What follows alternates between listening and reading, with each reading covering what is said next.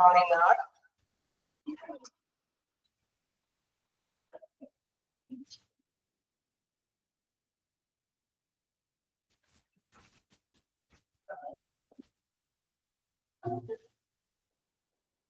Okay, the following. നമ്മള് human resources നമ്മൾ പറഞ്ഞു നിർത്തിയത് ഹ്യൂമൻ റിസോഴ്സ് പക്ഷെ നമ്മള് ഭാഗം പഠിച്ചായിരുന്നു അല്ലെ? എവിടെ വരെയാണെന്നുള്ള നിർത്തിയതെന്ന് നിങ്ങൾക്ക് ആർക്കെങ്കിലും പറയാമോ? റിസോഴ്സസിന്റെ ഏത് ഭാഗം വരെയാണ് പറഞ്ഞു നിർത്തിയതെന്ന് നിങ്ങൾ വായിച്ചതും അറിയാം. എത്രത്തോളം വരെ ഇവിടെ എടുത്തുനിന്ന് നമുക്ക്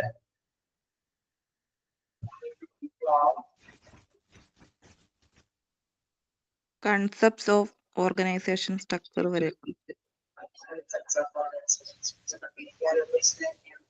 ഇപ്പൊ നമ്മള് കുറച്ച് ഹ്യൂമൻ റിസോഴ്സസിന്റെ സ്റ്റാർട്ടിങ്ങില് നമുക്ക് മനസ്സിലായില്ലേ ഹ്യൂമൻ റിസോഴ്സസ് എന്താണെന്നുള്ള കാര്യം പ്രധാനമായിട്ടും അതിനെ വിവരിച്ചു. എങ്ങനെയാണ് അതിന്റെ കുറച്ച് ഡെഫിനിഷൻസ് പറഞ്ഞു. വിഭവശേഷി അത് ഏറ്റവും പ്രധാനപ്പെട്ട ഒന്നാണെന്ന് ഏത് സ്ഥാപനത്തിന്റെയും ലക്ഷ്യം നേടിയെടുക്കാനായിട്ട് അതിന്റെ ഹ്യൂമന്റെ നല്ലൊരു എഫേർട്ട് ആവശ്യമാണ് എന്നുള്ള കാര്യങ്ങളൊക്കെ തന്നെയാണ് നമ്മൾ ഡിസ്കസ് ചെയ്തത്. ഇനി നമുക്ക് നെക്സ്റ്റ് എടുക്കാനുള്ളത് അതായത് ഹ്യൂമന്റെ ആവശ്യകത അതിനെ കുറിച്ചിട്ടുള്ള ആസൂത്രണവുമായി ബന്ധപ്പെട്ട കുറച്ച് പ്രവർത്തനങ്ങളൊക്കെയാണ് എന്താണെന്നുള്ളത് നമുക്ക് നോക്കാം. ഓക്കെ, ക്ലാസ് സ്റ്റാർട്ട് ചെയ്യാം. അപ്പൊ എന്താണ് ഹ്യൂമൻ റിസോഴ്സ് പ്ലാനിംഗ് ആണ് ഇനി നമുക്ക് നെക്സ്റ്റ് എടുക്കേണ്ടത്. നമുക്കറിയാം ഹ്യൂമൻ റിസോഴ്സസ് ഒരു ഓർഗനൈസേഷനെ സംബന്ധിച്ച് അവിടെ ഫിനാൻഷ്യൽ ആയിട്ടുള്ള ഇൻവെസ്റ്റ്മെന്റും അല്ലെങ്കിൽ മിഷനറി മറ്റു മെറ്റീരിയൽസ് ഒക്കെ ആവശ്യമാണ്. അതോടൊപ്പം തന്നെ മനുഷ്യന്റെ വിഭവശേഷിയുടെ ആവശ്യമുണ്ട്. അപ്പൊ അതിനെ കുറിച്ചിട്ട് അത് എത്രത്തോളം വേണം, ഇപ്പൊ ഏത് പ്ലേസിലൊക്കെയാണ് വേക്കൻസി ഒക്കെ വന്നിരിക്കുന്നത്, അങ്ങനെ എത്ര അപ്പോയിന്റ്മെന്റ്സ് വേണം, ഏത് തരത്തിലുള്ള തൊഴിലാണ് ആവശ്യകതയുള്ളത്, അങ്ങനെ വ്യത്യസ്ത തരത്തിലുള്ള ഹ്യൂമനുമായി ബന്ധപ്പെട്ട ആവശ്യകതയെ കുറിച്ച് ആസൂത്രണം ചെയ്യുന്നതാണ് ഹ്യൂമൻ റിസോഴ്സസ് പ്ലാനിംഗ് എന്ന് പറയുന്നത്. അപ്പൊ നോക്കാം human resources planning. The most valuable asset of an organization is human resources and not the money, physical equipment. അതായത് നമുക്കറിയാം ഏറ്റവും ഇമ്പോർട്ടന്റ് ആയിട്ടുള്ള ഒരു റിസോഴ്സസ് വിഭവമാണ് ഹ്യൂമൻ റിസോഴ്സസ് എന്നത്. മറ്റെല്ലാ മണിയേക്കാളും അതായത് പണത്തിനേക്കാളും അതല്ലെങ്കിൽ മറ്റു തരത്തിലുള്ള എന്താ പറയുക എക്യുപ്മെന്റ്സിനേക്കാളും എല്ലാം പ്രധാനപ്പെട്ട ഒന്നാണ് ഹ്യൂമന്റെ വിഭവശേഷി എന്നത്. Then human resources or manpower planning is the process with which a management determine how an organization should go from its current manpower position to its desired manpower position. അതായത് നമുക്ക് തീരുമാനം എടുക്കേണ്ടതുണ്ട് അല്ലെ, ഒരു എത്രത്തോളം മാൻപവറിന്റെ അവിടെ ആവശ്യകതയുണ്ട് എന്നുള്ളതുമായി ബന്ധപ്പെട്ട മാനേജ്മെന്റിന് അതിൻ്റെതായ തീരുമാനങ്ങൾ എടുക്കേണ്ടതുണ്ട്. അപ്പോ വേക്കൻസി വന്നു കഴിഞ്ഞാൽ അതല്ലെങ്കിൽ ഇങ്ങനെ ഫ്യൂച്ചറായിട്ട് എന്തെങ്കിലും കുറച്ചും കൂടി നവീകരിക്കുന്ന പ്രവർത്തനങ്ങളെല്ലാം ആ ഒരു ഫോമിലുണ്ട് എങ്കിൽ അതുമായി ബന്ധപ്പെട്ടെല്ലാം കുറച്ച് വേക്കൻസികളൊക്കെ വരും. അപ്പൊ അത്തരത്തിലുള്ള കുറച്ച് ആ ഒരു മാനേജ്മെന്റ് തീരുമാനിക്കണം എങ്ങനെയാണ് ഒരു ഓർഗനൈസേഷൻ മൂവ് ചെയ്യുന്നത്, അതിന് വേണ്ടിയിട്ട് ഇപ്പോഴത്തെ മാൻ പവർ എത്രത്തോളം ഉണ്ട്, അത് ഇനിയും എന്തെങ്കിലും വ്യത്യാസമായിട്ട് കൂട്ടിച്ചേർക്കേണ്ടതുണ്ടോ, അഡീഷണൽ മാൻ പവർ കൊടുത്തു കഴിഞ്ഞാൽ എഫക്റ്റീവായിട്ട് നമുക്ക് റിസൾട്ട് നേടിയെടുക്കാനായിട്ട് സാധിക്കുമോ എന്നുള്ള കാര്യങ്ങളെ കുറിച്ചൊക്കെ പ്ലാൻ ചെയ്യേണ്ടതുണ്ട്.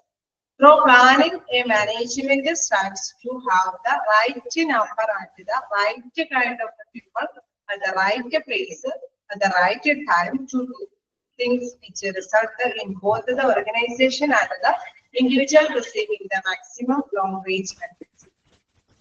അതായത് നമ്മൾക്ക് മനസ്സിലാക്കിയിരിക്കേണ്ട ഒരു പ്രധാനപ്പെട്ട കാര്യം എന്ന് പറയുന്നത് എല്ലായ്പ്പോഴും നമ്മൾ എന്തൊരു ഓർഗനൈസേഷന്റെ മാനേജ്മെന്റ് ശ്രദ്ധിക്കേണ്ടത് ഇവിടെ ഒരു ഗ്യാപ്പിൽ അല്ലെ, ഒരു ഗ്യാപ്പിൽ ഒരു ഒഴിവ് വരുമ്പോൾ കറക്റ്റ് പേഴ്സൺ ആയിരിക്കണം അവിടെ അപ്പോയിന്റ്മെന്റ് കൊടുക്കേണ്ടത് അല്ലെ. ആ ഒരു ഗ്യാപ്പ് അവിടെ നല്ല ആത്മാർത്ഥമായിട്ട് നല്ല കാര്യക്ഷമമായിട്ട് പ്രവർത്തിക്കാൻ പറ്റുന്ന ഒരു പേഴ്സൺ. ഒരു ഡോക്ടറിന്റെ ഒഴിവില് നമുക്കറിയാം ആ ഡോക്ടർ അല്ലെ ആ പ്രിസ്ക്രൈബ്ഡ് ക്വാളിഫിക്കേഷൻ ഉള്ള ഒരു ENT ഡോക്ടർ ആണെങ്കിൽ നമുക്കറിയാം അവിടെ ENT ഡോക്ടർ തന്നെയാണ് അപ്പോയിന്റ്മെന്റ് ചെയ്യുന്നത്. അപ്പൊ നല്ല എക്സ്പീരിയൻസ്ഡ് ആയിട്ടുള്ള ഒരു ENT ഡോക്ടറെ കണ്ടെത്താൻ അതേസമയം ഒരു ഓഫീസ് വർക്കാണ് നമ്മുടെ ആവശ്യമെങ്കിൽ അതനുസരിച്ചിട്ടുള്ള ടെക്നിക്കൽ ക്വാളിഫിക്കേഷൻ കമ്പ്യൂട്ടറൈസുമായിട്ട് ബന്ധപ്പെട്ട ഒരു വ്യക്തിക്കായിരിക്കും അവിടുത്തെ വേക്കൻസി നികത്തേണ്ടത്. അപ്പൊ ഒഴിവുകൾ എന്താണെന്നുള്ളത് കൃത്യമായിട്ട് ഐഡന്റിഫൈ ചെയ്യുന്നതോടൊപ്പം തന്നെ ആ ഒഴിവ് നികത്താനായിട്ട് കറക്റ്റ് പേഴ്സണെ നിയോഗിക്കേണ്ടതാണ്. ഒരു പേഴ്സണെ കണ്ടെത്തുമ്പോൾ നമുക്ക് ക്വാളിഫിക്കേഷൻ മാത്രം പോലെ എക്സ്പീരിയൻസ്ഡ് ആയിട്ടുള്ള ഒരു പേഴ്സണെ ഒക്കെ കണ്ടെത്തുമ്പോൾ ആ ഒരു ഡ്യൂട്ടിയിൽ ഉള്ള എക്സ്പീരിയൻസ് ഉള്ള പേഴ്സണെ തന്നെ കണ്ടെത്തേണ്ടതായിട്ട് വരും. അതാണ് ഇവിടെ പ്രധാനമായിട്ടും പറയുന്നത്. എന്താണ് പ്ലാൻ ചെയ്യുമ്പോൾ മാനേജ്മെന്റ് ശ്രദ്ധിക്കേണ്ടത്, മാനേജ്മെന്റ് എപ്പോഴും പരിശ്രമിക്കേണ്ടത് എന്താണ്, പ്രധാനമായിട്ടും റൈറ്റ് നമ്പർ ആയതിന്റെ റൈറ്റ് കൈൻഡ് ഓഫ് പീപ്പിൾ എന്താണ്, എത്രത്തോളം വ്യക്തികൾ അവിടെ വേണം അല്ലെ. ചിലപ്പോ ഒരുപക്ഷെ ആ ഒരു വിടവ് നികത്താനായിട്ട് ചിലപ്പോൾ എഫിഷ്യന്റ് ആയിട്ടുള്ള കൂടുതൽ നല്ല എഫിഷ്യന്റ് ആയിട്ടുള്ള ഒരു കുറച്ച് പേഴ്സൺസിന് ഇച്ചിരി കൂടി ക്വാളിഫിക്കേഷനും എക്സ്പീരിയൻസ് ഉള്ള ക്വാളിഫിക്കേഷൻ ഉള്ള പേഴ്സൺ വരുമ്പോൾ ചിലപ്പോൾ ആണെങ്കിൽ എണ്ണത്തിന്റെ അളവിൽ ചിലപ്പോൾ കുറവ് മതിയായിരിക്കും. എക്സ്പീരിയൻസ്ഡ് ആണെങ്കിൽ അതല്ല ഫ്രഷേഴ്സ് ആണെങ്കിൽ നമുക്കറിയാം കുറച്ചും കൂടി പേഴ്സൺസിന്റെ ആവശ്യകതയുണ്ട്. അപ്പൊ എക്സ്പീരിയൻസ്ഡ് ആണെങ്കിൽ ചിലപ്പോൾ ഒരു പക്ഷേ കുറവ് പേഴ്സൺസ് മതി. അത് അനുസരിച്ച് തന്നെ അതാണ് ഉദ്ദേശിക്കുന്നത്. Planning management strive to have the right number and the right kind of people at the right place at the right time. മതിയായ സമയത്തിനുള്ളിൽ തന്നെ അവിടെ എത്തിച്ചേരേണ്ടതുണ്ട് അല്ലെ. ഒരു ഗ്യാപ്പില് കുറച്ച് നാള് നീണ്ടു നിന്ന് ഗ്യാപ്പ് ഫില്ല് ചെയ്യാതിരുന്നു കഴിഞ്ഞാൽ നമുക്കറിയാം ആ ഒരു ഓർഗനൈസേഷന്റെ ഫ്ലോ മാറിപ്പോയി. കാരണം അവിടെ ഒരു ലാഗ് വരുന്നല്ലേ, എവിടെയെങ്കിലും ഒരു ഇത് വരും. അതായത് ടൈം കാര്യങ്ങൾക്കൊക്കെ ചിലപ്പോൾ കൃത്യമായ തന്നെ സമയക്രമത്തിൽ തന്നെ കാര്യങ്ങൾ കടന്നു പോകാനായിട്ട് സാധിക്കാതെ വരും. 1-2 ദിവസം, ഒരു ദിവസം 2 ദിവസം ഓവർഫ്ലോട്ടി മറ്റുള്ളവർ കൂടി ഷെയർ ചെയ്ത് എടുക്കുന്ന വെച്ച് വീണ്ടും ആ ഗ്യാപ്പ് ഇങ്ങനെ നികത്താതെ വന്നാൽ എന്താണ്, അത് എല്ലാത്തിനെയും കൂടി ബാധിക്കും. അപ്പൊ ആ സമയത്തിന് തന്നെ അവിടുത്തെ ഗ്യാപ്പ് ഫില്ല് ചെയ്യേണ്ടതായിട്ട് വരും. Which result in both the organisation. അതാണ് ഉദ്ദേശിക്കുന്നത്. അതിന്റെ റിസൾട്ട് എന്ന് പറയുന്നത് ഓവർഡ്യൂട്ടി വ്യക്തികൾക്ക് കൊടുത്തു കഴിഞ്ഞാൽ എന്താ സംഭവം, അവർക്ക് വീണ്ടും ഓവർഡ്യൂട്ടി ചെയ്യുമ്പോൾ അവരും ടയേർഡാണ് അല്ലെ. ഓർഗനൈസേഷനെ സംബന്ധിച്ച് വിഷയം നേടിയെടുക്കാനായിട്ട് സാധിക്കാതെ. അപ്പൊ കൃത്യമായ സമയത്ത് കൃത്യമായിട്ടുള്ള പേഴ്സൺ കൃത്യമായിട്ടുള്ള പ്ലേസിൽ കൊടുക്കുമ്പോൾ അത് വലിയ പ്രശ്നമില്ലാതെ തന്നെ ഓർഗനൈസേഷനും ലാഭകരമായിട്ട് പോകും. അതോടൊപ്പം തന്നെ അവിടെ വർക്ക് ചെയ്യുന്ന ഇൻഡിവിജ്വൽസിനും അവർക്കും വേറെ പ്രശ്നമൊന്നും ഇല്ലാതെ തന്നെ ഹാൻഡിൽ ചെയ്ത് പോകാനായിട്ട് സാധിക്കും എന്നുള്ളത്. അതാണ് ഹ്യൂമൻ റിസോഴ്സ് പ്ലാനിങ് ഇൻട്രൊഡക്ഷനിൽ പറയുന്നത്. ഇനി നമുക്ക് കണ്ടിന്യൂ ചെയ്ത് നോക്കാം. എന്താണ് process of human resource planning. ഇതിന്റെ ആ പ്രവർത്തനങ്ങൾ, ഈ ഹ്യൂമൻ റിസോഴ്സ് പ്ലാനിങ്ങിന്റെ പ്രവർത്തനങ്ങൾ എന്താണെന്നുള്ളത് അതിന് പറയുന്നത് it is a multi step process. അതായത് ഒരുപാട് സ്റ്റെപ്പുകളുള്ള ഒരു പ്രവർത്തനമാണ് പ്ലാനിങ് എന്ന് പറയുന്നത്, ഹ്യൂമൻ റിസോഴ്സ് പ്ലാനിങ് എന്ന് പറയുന്നത്. ഫസ്റ്റ് വൺ പറയുന്നത് to decide goals or aims. അതായത് എല്ലാത്തിനും അതിൻ്റെതായ ഒരു ലക്ഷ്യം ഉണ്ടായിരിക്കണം അല്ലെ. നമ്മളിപ്പോ ഒരു ഹ്യൂമൻ റിസോഴ്സ് ആണെങ്കിലും അത് കണ്ടെത്തേണ്ടതിന്റെ ആവശ്യകത എന്താണെന്നുള്ളത് ഉണ്ടായിരിക്കണം. The main purpose is one of the matching or fitting employee abilities to enterprise requirements, emphasizing on future instead of present arrangement. അതായത് നമുക്കറിയാം, നമ്മൾ നേരത്തെ പറഞ്ഞിരുന്നു കറക്റ്റ് പേഴ്സൺ അല്ലെ നമ്മൾ കണ്ടെത്തേണ്ടതുണ്ട്. എന്താണ് അവിടെ ആവശ്യമായിട്ടുള്ള പേഴ്സൺ, എന്ത് തൊഴിൽ യോഗ്യതയുള്ള പേഴ്സൺ അല്ലെങ്കിൽ എത്രത്തോളം എക്സ്പീരിയൻസ് ഉള്ള പേഴ്സൺ ആണെന്നുള്ളത് അനുസരിച്ച് തന്നെ അവിടെ അപ്പോയിന്റ്മെന്റ് കൊടുക്കേണ്ടതുണ്ട്. അപ്പൊ അതനുസരിച്ചിട്ടുള്ള ഒരു ആളെ കണ്ടെത്തേണ്ടത്. റിക്വയർമെന്റ്സ് എന്ന് പറയുമ്പോൾ ആ എന്റർപ്രൈസിന്റെ ആവശ്യകതയായിട്ടുള്ള വേക്കൻസി എന്താണെന്നുള്ളത് ആദ്യം തന്നെ മനസ്സിലാക്കേണ്ടതുണ്ട്. പിന്നെ പ്രസന്റ് അതനുസരിച്ചിട്ട് തന്നെ നമുക്ക് കൃത്യമായിട്ട് ഇപ്പൊ ഒരു മെയിൻ കേസ് നമുക്കറിയാം വേക്കൻസികൾ നമ്മളിപ്പോ ഓൾറെഡി ഒരു വലിയ കുഴപ്പമില്ലാതെ ഒരു ഫോം നടന്നുകൊണ്ട് പോവുകയാണ്. പെട്ടെന്നായിരിക്കും ഒരു വേക്കൻസിയുടെ ആവശ്യകത വരുന്നത് അല്ലെ. നമുക്ക് എന്താ പറയുക അൺഎക്സ്പെക്ടഡ് ആയിട്ടുള്ള പ്രശ്നങ്ങളൊക്കെ സംഭവിക്കും. ചിലപ്പോൾ ലീവായിട്ട് വരാനൊക്കെ ആയിട്ട് ഒരുപാട് നാളെ ലീവ് ചെയ്യുമ്പോൾ എത്രയും പെട്ടെന്ന് പേഴ്സൺ അവിടെ അപ്പോയിന്റ്മെന്റ് കൊടുക്കേണ്ടതൊക്കെ ആയിട്ട്. അപ്പൊ നമ്മൾ എപ്പോഴും ഒരു ലക്ഷ്യം നേടിയെടുക്കാൻ വേണ്ടിയിട്ട് ഇങ്ങനെയൊക്കെയുള്ള ഒരു കാര്യം പ്രസന്റില് ഇപ്പൊ എന്താ ഇപ്പോഴെങ്കിലും വന്നു കഴിഞ്ഞാലോ എന്ന് ഓർത്ത് തന്നെ ഫ്യൂച്ചറിൽ തന്നെ അത് ഡിസൈഡ് ചെയ്ത് പോകേണ്ടതുണ്ട്. അപ്പൊ നമ്മള് വീണ്ടും ആവശ്യകത എന്താണെന്ന് മനസ്സിലാക്കണം. അതോടൊപ്പം തന്നെ മനസ്സിലാക്കി വെക്കേണ്ടതാണ് ഭാവിയിൽ ചിലപ്പോൾ ഒരു പക്ഷേ ആവശ്യം വരാം എന്നുള്ള ഒരു കൺസിഡറേഷനിലും നമ്മൾ പ്രസന്റില് അറേഞ്ച് ചെയ്ത് വെക്കേണ്ടതായിട്ട് വരും. இந்த പേഴ്സൺസിനെ ഒരു വേക്കൻസി അനുസരിച്ചിട്ട് ഒരു പേഴ്സൺസിനെ അപ്പോയിന്റ്മെന്റിന് വേണ്ടിയിട്ട് വെയിറ്റ് ചെയ്യേണ്ടതായിട്ട് വരും. നെക്സ്റ്റ് എന്ന് പറയുന്നത് to estimate future organisational structure and manpower needs. അതിന്റെ പ്രത്യേകത അനുസരിച്ചിട്ട് എന്താ പറയുന്നത് ഫ്യൂച്ചർ ഓർഗനൈസേഷനല്ല സ്ട്രക്ചർ. ഒരു പക്ഷേ നമ്മുടെ ആ ഓർഗനൈസേഷന്റെ സ്ട്രക്ചറിൽ ആ ഘടനയ്ക്ക് നമ്മളെ പഠിച്ചു തരുന്ന ഓർഗനൈസേഷൻ സ്ട്രക്ചർ എന്താണെന്നുള്ളത്, അപ്പൊ ആ സ്ട്രക്ചറിന്റെ ഘടനയ്ക്ക് കൂടുതൽ ആവശ്യകത വരാൻ സാധ്യതയുണ്ട് എങ്കിൽ അതിന്റെ അതുകൂടി സെക്കൻഡ് പ്രോസസ് ആയിട്ട് വിലയിരുത്തി വെക്കേണ്ടതുണ്ട്. അതായത് the management must evaluate the structure of the organisation at A given point in time. For this evaluation, the number and the type of employees required must be determined. എത്രത്തോളം persons എന്തായാലും വേണ്ടി വരും. ഇനി in case എന്തെങ്കിലും ഫ്യൂച്ചറിൽ ഓടി വികസിപ്പിക്കുന്ന പ്രവർത്തനങ്ങൾ എന്തെങ്കിലും ഉണ്ടെങ്കിൽ അതിനനുസരിച്ചിട്ടുള്ള പേഴ്സൺസിനെയും കണ്ടെത്തേണ്ടതുണ്ട്. അപ്പൊ അതും കൂടി എസ്റ്റിമേറ്റ് ചെയ്ത് വെക്കേണ്ട ഒരു ആവശ്യകത വന്നിരിക്കാം. അതാണ് നെക്സ്റ്റ് പ്രോസസ്സിൽ പറയുന്നത്. Then to audit the human resources. എന്താ പറയുന്നത്, once the future human resources needed are estimated, the next step is to decide the present supply of manpower resources. അതായത് ഇപ്പൊ നിലവിലുള്ള അല്ലേ അവിടെ എല്ലാ വർക്കേഴ്സും വർക്ക് ചെയ്തുകൊണ്ട് പോവുകയാണ്. അപ്പൊ നമ്മൾ നേരത്തെ നിശ്ചയിക്കുന്നുണ്ട് ഫ്യൂച്ചറിൽ എന്താണ് ആവശ്യകത ഉണ്ടാകാമെന്ന് നിശ്ചയിക്കുന്നുണ്ട്. പക്ഷെ ഇപ്പൊ നിലവില് വലിയ പ്രശ്നമൊന്നും ഇല്ലാതെ തന്നെ അവിടെ ഓരോ വേക്കൻസിയും ഫില്ല് ചെയ്ത് പേഴ്സൺസ് നല്ല കൃത്യമായിട്ട് തന്നെ വർക്ക് ചെയ്ത് പോകുന്നുണ്ട്. This is done through what is called skill inventory. അപ്പൊ തന്നെ നമുക്ക് മനസ്സിലാകും എന്താണ് അവിടുത്തെ സ്കില്ല്, എന്നിട്ട് എന്താ പറയുക ഏത് പേഴ്സൺസ് ആണ് അവിടെ കൂടുതൽ എബിലിറ്റി അല്ലെ. നമ്മൾ നേരത്തെ പറഞ്ഞ മാതിരി അക്കാദമിക് ക്വാളിഫിക്കേഷൻ മാത്രം പോരാ, ചില പേഴ്സൺസിന് അതിൻ്റെതായ ഒരു എക്സ്പീരിയൻസും കൂടി വേണം. എന്നാൽ മാത്രമേ ആ ഒരു സ്ഥാപനത്തിന്റെ ലക്ഷ്യം വളരെ സ്പീഡിൽ അത് മാത്രമല്ല നല്ല ക്വാളിറ്റിയോട് കൂടിയിട്ട് നേടിയെടുക്കാനായിട്ട് സാധിക്കും. സ്കിൽ ഇൻവെന്ററി എന്താ പറയുന്നത്, skill inventory consist of data about each employees skill, abilities, work performance, work preference and other items of information indicating his overall value to the company. അതായത് ഒരു ആ പേഴ്സൺ നല്ല ഏബിൾ ആണോ, അദ്ദേഹത്തിന്റെ അക്കാദമിക് ക്വാളിഫിക്കേഷനോടൊപ്പം തന്നെ അവരുടെ പ്രത്യേകമായ കഴിവുകൾ അല്ലെ എന്താണ് നമുക്ക് കൃത്യമായിട്ട് തന്നെ വിവരിച്ച് തന്നെ ഒരു ബയോഡാറ്റ അല്ലെ. നമുക്കറിയാം ഒരു പേഴ്സൺസിന്റെ ഹിസ്റ്ററി എടുത്ത് നോക്കുകയാണെങ്കിൽ നമുക്ക് അവിടെയുള്ള പേഴ്സൺസിന്റെ ആണെങ്കിൽ അവര് കൃത്യമായിട്ട് തന്നെ ആ ഡാറ്റയുടെ എക്സ്പീരിയൻസും അവരുടേതായിട്ടുള്ള എല്ലാ ഡീറ്റെയിൽസും അവര് തെളിഞ്ഞു വരും അല്ലെ.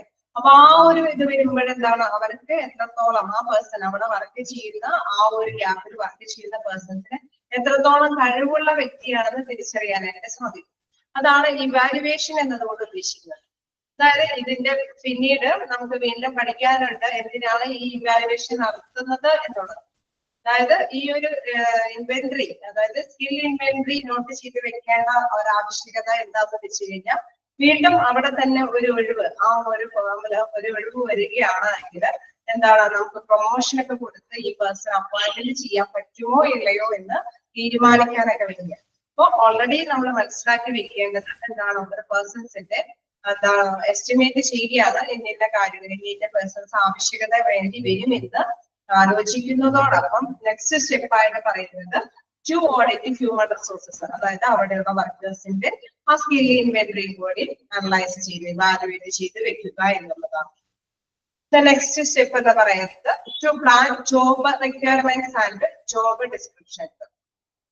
അതിൽ പറയുന്നത് എന്താന്ന് വെച്ചാൽ after taking a decision on how many persons would be needed, it is necessary to prepare a job analysis. Then recording details of training, skills, qualification, abilities, experience, and responsibilities, etc., which are needed for a job. Job analysis include the preparation of the job descriptions and the job specifications. അതായത് നമ്മൾക്ക് നേരത്തെ പറഞ്ഞ മാതിരി ഒരുപാട് നമ്മൾ ഒരു വ്യക്തിയെ കുറിച്ചിട്ട് അവിടെ വർക്ക് ചെയ്യുന്ന വ്യക്തികളെ കുറിച്ച് നമ്മൾ സ്കിൽ ഇൻവെന്ററി നടത്തി വെച്ചിട്ടുണ്ട്. ഇനി വീണ്ടും നമ്മൾ നെക്സ്റ്റ് സ്റ്റെപ്പിൽ പറയുന്നത് എന്താണെന്ന് വെച്ച് കഴിഞ്ഞാൽ ഈ ഡിസിഷൻസ് ഒരു തീരുമാനങ്ങളെല്ലാം ഇങ്ങനെ എടുത്ത് പോകുന്നതോടൊപ്പം തന്നെ ഓരോ പേഴ്സൺസിനെയും ഒരു ജോലിയെ കുറിച്ചിട്ടുള്ള അനലൈസ് എന്ന് വെച്ചാൽ വിശകലനമാണ്. അതിലെന്താ പറയുന്നത് recording details of training, skills, qualification, abilities, experience and responsibilities etcetera. ആ ജോബ് അനാലിസിസിൽ എന്താ വരുന്നത് ഒരു ജോലി എന്നത് കൊണ്ട് അറിയാം. ഞാൻ ഇതിന്റെ പ്രത്യേകത എന്താണെന്ന് വെച്ച് കഴിഞ്ഞാൽ ഈ ഒരു സ്റ്റെപ്സ് ഒന്ന് നിങ്ങൾക്ക് ജസ്റ്റ് ഒന്ന് പറഞ്ഞു തന്നിട്ട് ഞാൻ വീണ്ടും റിപ്പീറ്റ് ചെയ്യാൻ ഉദ്ദേശിച്ചത് തന്നെയാണ്. കാരണം ഇതിന്റെ ആ ഒരു സ്റ്റെപ്സ് ആദ്യം അവസാനം തന്നെ പറയുമ്പോൾ നിങ്ങൾക്ക് ഇതിന്റെ ഒരു ഐഡിയ എന്താണെന്ന് ക്ലിയർ ചെയ്ത് പോകാനായിട്ട് സാധിക്കും. ഇത് തീർച്ചയായിട്ടും ഞാൻ ഒന്നുകൂടി റെസ്പെക്ട് ചെയ്യുന്നുണ്ട്. അപ്പൊ നിങ്ങൾ അതൊന്ന് മനസ്സിലാക്കി പോകുക. എന്താണ് ജോബ് അനാലിസിസും അതുപോലെ തന്നെ ജോബ് ഡിസ്ക്രിപ്ഷനും ഇതൊക്കെ പറയുന്നുണ്ട്. ഇതുകൊണ്ട് ജസ്റ്റ് ഒന്ന് പറഞ്ഞു പോയിട്ട് തീർച്ചയായിട്ടും ഫസ്റ്റ് സെക്കൻഡ് തേർഡ് കോഴ്സിന്റെ ഒന്നുകൂടി പറയാം.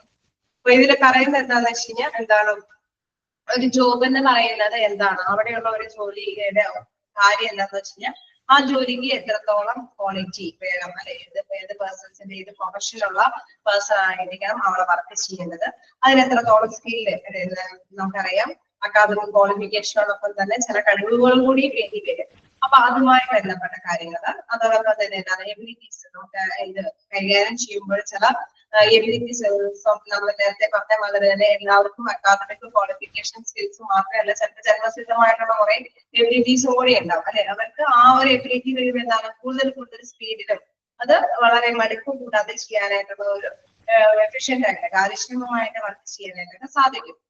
അതോടൊപ്പം തന്നെ എന്താണ് എക്സ്പീരിയൻസ്, അത് ആ പേഴ്സണെ സംബന്ധിച്ച് നോക്കുമ്പോൾ എന്താണ് അവർക്ക് എക്സ്പീരിയൻസ് നോക്കാം, പ്രൊഫഷൻ നോക്കാം, അതോടൊപ്പം തന്നെ അവരുടെ ക്വാളിറ്റിയും അതായത് എബിലിറ്റീസും കൂടി എല്ലാം കൂടി കൂട്ടിച്ചേർന്ന ഒരു കാര്യമാണ് അവരുടെ പ്രൊഡക്റ്റ് അവരുടെ വർക്കിൽ തെളിഞ്ഞു കാണിക്കുന്നത്. അപ്പൊ ആ ഒരു കാര്യങ്ങളെല്ലാം അതോടൊപ്പം തന്നെ വിവരിക്കുന്ന മറ്റൊരു കാര്യമാണ് ആ ജോലിയുടെ ഉത്തരവാദിത്വം എന്താണോ. ഏതൊരു ജോലിക്കും അതിൻ്റെതായ ഉത്തരവാദിത്വത്തോടു കൂടിയിട്ടായിരിക്കും മാനേജ്മെന്റ് അവരെ അപ്പോയിന്റ്മെന്റ് ചെയ്യുന്നത്. അപ്പൊ ആ ജോലിയുടെ ഉത്തരവാദിത്വം കൂടെ വ്യക്തമാക്കി കാണിക്കുന്നതാണ് ജോബ് അനാലിസിസ് എന്നതിൽ പറയുന്നത്. ഇനി which are needed for A job, ആ ജോലിക്ക് വേണ്ടിയിട്ടാണ് ഇതെല്ലാം വ്യക്തമാക്കുന്നത്. Then job analysis include the preparation of a job descriptions and job specification. ഇതിൽ വീണ്ടും പറയുന്നുണ്ട് ജോബ് അനാലിസിസ് എന്താണ്, ജോബ് പ്രിസ്ക്രിപ്ഷൻ എന്താണ്, ജോബ് ഡിസ്ക്രിപ്ഷൻ എന്താണെന്നുള്ളത് നോക്കാം. ജോബ് അനാലിസിസ് എന്ന് പറയുന്നത് is the process of determining and recording all the relevant information about a particular job. ഒരു ജോബിനെ കുറിച്ചിട്ടുള്ള എല്ലാ കാര്യങ്ങളും അല്ലെ, എല്ലാ തീരുമാനങ്ങളും എല്ലാം റെക്കോർഡ് ചെയ്ത് വെക്കുന്നതാണ് ജോബ് അനാലിസിസ് എന്ന് പറയുന്നത്. Including the task involved, the knowledge and skills needed to perform the job. ഒരു ജോലി ചെയ്യാനായിട്ട് എത്രത്തോളം കാര്യങ്ങൾ അല്ലെ, എത്രത്തോളം അറിവ് വേണം, അതോടൊപ്പം തന്നെ കഴിവ് വേണം, അതേപോലെ തന്നെ എന്തൊക്കെ ടാസ്കുകൾ തരണം ചെയ്തിട്ട് വേണം ഈ ജോലി ചെയ്യേണ്ടത് എന്നുള്ളതെല്ലാം ഇതിൽ വിവരിച്ചിട്ടുണ്ടാവും. The responsibilities attached to the job and the abilities required to perform the job successfully. നമ്മൾ നേരത്തെ പറഞ്ഞ മാതിരി ആ ജോബിന്റെ ഉത്തരവാദിത്തം എന്താണെന്നുള്ളത് അതോടൊപ്പം തന്നെ എന്തെങ്കിലും സ്പെഷ്യൽ എബിലിറ്റീസും കൂടി ഇതിന് വേണ്ടി വരുന്നതുണ്ടോ എന്നെല്ലാം തന്നെ ഇതിലുണ്ടാവും, ഈ ജോബ് അനാലിസിസിൽ ഉണ്ടാവും. ഞാൻ വീണ്ടും പറയുന്നുണ്ട് ജോബ് റിക്വയർമെന്റ്സ്. അത് നമ്മൾ പറഞ്ഞ ജോബ് റിക്വയർമെന്റ്സ് എന്താന്ന് പറഞ്ഞ ജോബ് റിക്വയർമെന്റ്സ് ആണ് qualifications and skills needed for A certain position. ഒരു പൊസിഷൻ നേടിയെടുക്കാനായിട്ട് ആവശ്യമായിട്ടുള്ള കാര്യങ്ങൾ. നമ്മളിപ്പോ ഒരു ജോബ് ബോർഡോ ഓഫീസിൽ ഇന്ന ജോബിന്റെ ആവശ്യകതയുണ്ട് എന്നറിയുന്നത് എന്താണ്, അവിടെ ഒരു ഗ്യാപ്പ് വരുന്നത് കൊണ്ടാണ് അല്ലെ. അവിടെ പേഴ്സൺസ് ചിലപ്പോൾ ആണെങ്കിൽ എല്ലാ കാര്യങ്ങളും കൂടി ഓവർലോഡ് വരുമ്പോഴും ഒരു പേഴ്സൺ കൂടി അവിടെ ഉണ്ടായിരുന്നെങ്കിൽ ചിലപ്പോൾ ആ ഡ്യൂട്ടികളൊക്കെ അവർ ചെയ്യുകയാണെങ്കിൽ ഈ ഓവർലോഡ് കുറച്ചിട്ട് അല്ലെങ്കിൽ കൃത്യമായിട്ട് തന്നെ സമയത്തിന്റെ തന്നെ കാര്യങ്ങൾ നല്ല രീതിയിൽ പ്രോജക്റ്റ് പോകാനായിട്ട് സാധിക്കും എന്നുള്ളത്. അതാണ് അവിടെ ജോബ് റിക്വയർമെന്റ്സ് ആയിട്ട് വരുന്നത്. Job requirements are qualifications and skill needed for a certain position. ആ ഒരു പൊസിഷന് ആവശ്യമായിട്ടുള്ള സ്കില്ലും ക്വാളിഫിക്കേഷനുമാണ് ജോബ് റിക്വയർമെന്റ്സിന് പറയുന്നത്. ഇനി ജോബ് ഡിസ്ക്രിപ്ഷൻസ് പറയുന്നുണ്ട്. A job description or JD is a written account that narrates the general task or other related duties and responsibilities of a position. Description എന്ന് പറയുമ്പോൾ അത് narrate ചെയ്യുന്നതാണ്, അതായത് വരച്ചു കാണുന്നു. ഇന്ന കാര്യങ്ങളൊക്കെയാണ്, ഇന്ന ടാസ്കുകളാണ്, ഇന്ന ഡ്യൂട്ടിയാണ്, അല്ലെങ്കിൽ ഇതിന്റെ ഉത്തരവാദിത്തങ്ങളാണ് ഈ ജോബുമായി ബന്ധപ്പെട്ട് വരുന്നത് എന്നുള്ളതാണ് ജോബ് ഡിസ്ക്രിപ്ഷനിൽ. അതായത് ജോബിന്റെ വിവരണം, ഇത് ജോലിയാണെന്ന് തിരിച്ചറിയുന്നതാണ് ജോബ് ഡിസ്ക്രിപ്ഷനിൽ. അതിൽ എത്രത്തോളം ക്വാളിഫിക്കേഷനും എത്രത്തോളം നോളജും എക്സ്പീരിയൻസും വേണം എന്നുള്ളതല്ല കാണിക്കുന്നത്, ആ ജോബുമായി ബന്ധപ്പെട്ട് മാത്രം അല്ലെ. ആ ജോലിക്ക് ഇന്ന ഉത്തരവാദിത്തങ്ങൾ ഇന്ന ഡ്യൂട്ടിയാണ് നിറവേറ്റുന്നത്, അല്ലെങ്കിൽ ഇന്ന പൊസിഷനാണ് ഈ ജോലി ചെയ്യുന്നവർക്ക് കിട്ടുന്നത് എന്നുള്ള ജോബുമായി ബന്ധപ്പെട്ട മാത്രം ഡീറ്റെയിൽസ് ആണ് ജോബ് ഡിസ്ക്രിപ്ഷനിൽ വരുന്നത്. അപ്പൊ ഇത്രയും കാര്യങ്ങൾ പറഞ്ഞത് എന്താണെന്ന് വെച്ച് കഴിഞ്ഞാൽ ഒരു ജോലി, ആ ജോലിയിലെ റിക്വയർമെന്റ്സ് അല്ലെങ്കിൽ ആ ജോലി ഏത് പേഴ്സണെയാണ് കണ്ടെത്തേണ്ടത്, അല്ലെങ്കിൽ ആ ജോലി പേഴ്സണെ കണ്ടെത്തിയാൽ മാത്രമല്ല ഇന്ന ഉത്തരവാദിത്തങ്ങളാണ് ആ ജോലിയിൽ ഉള്ളത് എന്ന് വ്യക്തമാക്കുന്ന കുറച്ച് ഡീറ്റെയിൽസ് ആണ് ഇതില് പറയുന്നത്. അപ്പൊ ജോബ് പ്രോസസ്സിംഗില് ഇങ്ങനെ പറയാൻ കാരണം എന്താന്ന് വെച്ചാൽ നമ്മൾ വീണ്ടും ആദ്യ പോയിന്റിലേക്ക് പോകാം. അപ്പൊ നിങ്ങൾക്ക് 1-2-3 പോയിന്റുകൾ ഇതുകൂടി പറഞ്ഞു കഴിഞ്ഞാൽ മനസ്സിലാവും. ഒരു പോയിന്റും കൂടി ഉണ്ട്, അത് പറഞ്ഞിട്ട് മതിയോ? ഡെവലപ്പ് ഹ്യൂമൻ റിസോഴ്സ് പ്ലാൻ ആണ്. ഈ സ്റ്റെപ്പ് കൂടി എന്തായാലും പറഞ്ഞിട്ട് അങ്ങോട്ടേക്ക് പോകാം. This step refers to the development and the implementation of the human resources plan, which consists of finding out the source of the labor supply in order to make an effective use of these sources. അതായത് നമ്മള് നേരത്തെ ഇങ്ങനെ കുറച്ച് കാര്യങ്ങൾ ജോബുമായി ബന്ധപ്പെട്ടും വ്യക്തികളുമായി ബന്ധപ്പെട്ടും അവിടെ work ചെയ്യാൻ പറ്റുന്ന യോഗ്യരായ വ്യക്തികളുമായി ബന്ധപ്പെട്ട കുറെ കാര്യങ്ങളാണ് അതിലെല്ലാം പറഞ്ഞത്. ഇതിന്റെയൊക്കെ പ്രധാനപ്പെട്ട ഉദ്ദേശം എന്ന് വെച്ച് കഴിഞ്ഞാൽ നമ്മുടെ ഹ്യൂമന്റെ ആ ഒരു അവിടെയുള്ള വർക്കേഴ്സിന്റെയും എന്താണ് ജീവനക്കാരുടെയും ആ തൊഴിലുമായി ബന്ധപ്പെട്ട എന്തെങ്കിലും വളർച്ച അതുമായി ബന്ധപ്പെട്ട പ്ലാനാണ് ഇതിൽ വരുന്നത്. അതായത് അവിടെയുള്ള വർക്കേഴ്സിന് കൂടുതൽ കാര്യക്ഷമമാക്കാൻ വേണ്ടിയിട്ട് എന്തെങ്കിലും കാര്യങ്ങൾ അതാണ് ഈ പ്രോസസ്സിൽ വരുന്നത്. ഈ സ്റ്റെപ്പിൽ പറയുന്നത് refers to development and implementation of a human resources plan, which consists of finding out the source of labor supply in order to make an effective use of these sources. അവിടെയുള്ള ലേബേഴ്സിന്റെ ആ ഒരു വിതരണം അവിടെ കൊടുത്തിരിക്കുന്നത് നമുക്കറിയാം. ഒരു ഏതൊരു ഓർഗനൈസേഷൻ ആണെങ്കിലും ഹോസ്പിറ്റൽ ആണെങ്കിലും അവിടെ ഒരുപാട് വർക്കേഴ്സ് ഉണ്ട് അല്ലെ. ആ വർക്ക് ചെയ്യുന്നവരുടെ ഇടയിൽ എന്തെങ്കിലും ഡെവലപ്മെന്റ് കാര്യങ്ങളാണ് ഇവിടെ ഉദ്ദേശിക്കുന്നത്. The first thing therefore is to decide on the policy. Should the person be hired from within through promotion channels or should it be obtained from outside source? അപ്പൊ നമ്മളിപ്പോ ഇത്രയും കാര്യങ്ങൾ മേൽ പറഞ്ഞ കാര്യങ്ങളെല്ലാം ഒരു ജോലിയുമായി ബന്ധപ്പെട്ട വ്യക്തികളുമായി ബന്ധപ്പെട്ടുള്ള കാര്യങ്ങളാണ്. ഇതിൽ നിന്നും നെക്സ്റ്റ് സ്റ്റെപ്പിലൂടെ മനസ്സിലാക്കാൻ സാധിക്കുന്നത് എന്താണ്? ഈ പറഞ്ഞ ഒഴിവ് അവിടെ വരുന്ന ഈ ഒഴിവുകളെല്ലാം ഈ ജോബ് അനാലിസിസിൽ പറഞ്ഞിരിക്കുന്ന വ്യക്തികൾ അവിടെയുള്ള എന്താണ് ഹിസ്റ്ററി എടുത്ത് നോക്കുമ്പോൾ ഓരോ പേഴ്സന്റെയും ഹിസ്റ്ററി എടുത്ത് അവിടെ വർക്ക് ചെയ്യുന്നവരുടെ ഹിസ്റ്ററി എടുത്ത് നോക്കുമ്പോൾ അവർക്ക് സൂട്ടായ ജോലിയാണ് എങ്കിൽ അവരെ കൊണ്ട് പറ്റുമെന്ന് ആ ഒരു ഓഫീസിലെ ഓർഗനൈസേഷന്റെ ആ ഒരു മാനേജിംഗ് ടീമിനെ തീരുമാനിക്കാൻ പറ്റും. അവര് അവിടെയുള്ള വർക്കേഴ്സിനെ കൊണ്ട് ഈ വിടവ് നികത്താൻ പറ്റുമെന്ന് തോന്നിക്കഴിഞ്ഞാൽ എന്താണ് അവര് ആ പ്രൊമോഷൻ എന്ന ഒരു രീതിയിൽ അവർക്ക് ആ ഒരു വേക്കൻസി തിരിവെക്കുക. അതായത് നമുക്കറിയാം അതാണ് വിത്തിൻ ദ ഓർഗനൈസേഷൻ എന്ന് പറയുന്നത്. മറ്റൊരു പുറത്തുനിന്ന് നമുക്ക് ആപ്ലിക്കേഷൻസ് ക്ഷണിക്കണോ അതല്ലെങ്കിൽ നിലവിലുള്ള വ്യക്തികൾക്ക് പ്രൊമോഷൻ കൊടുത്ത് അവരുടെ വിടവ് നികത്തണോ എന്ന് വേണ്ടയോ എന്ന് തീരുമാനിക്കാൻ വേണ്ടിയിട്ടാണ് ഈ മേൽ പറഞ്ഞ സ്റ്റെപ്പുകളെല്ലാം ചെയ്യുന്നത്. അപ്പൊ നോക്കാം. The first thing therefore is to decide on the policy. Should be personnel be hired from within through promotion channels or should it to be obtained from outside source? മറ്റൊരു സോഴ്സിൽ നിന്നും വ്യക്തികളെ അപ്പോയിന്റ്മെന്റ് ചെയ്യണം.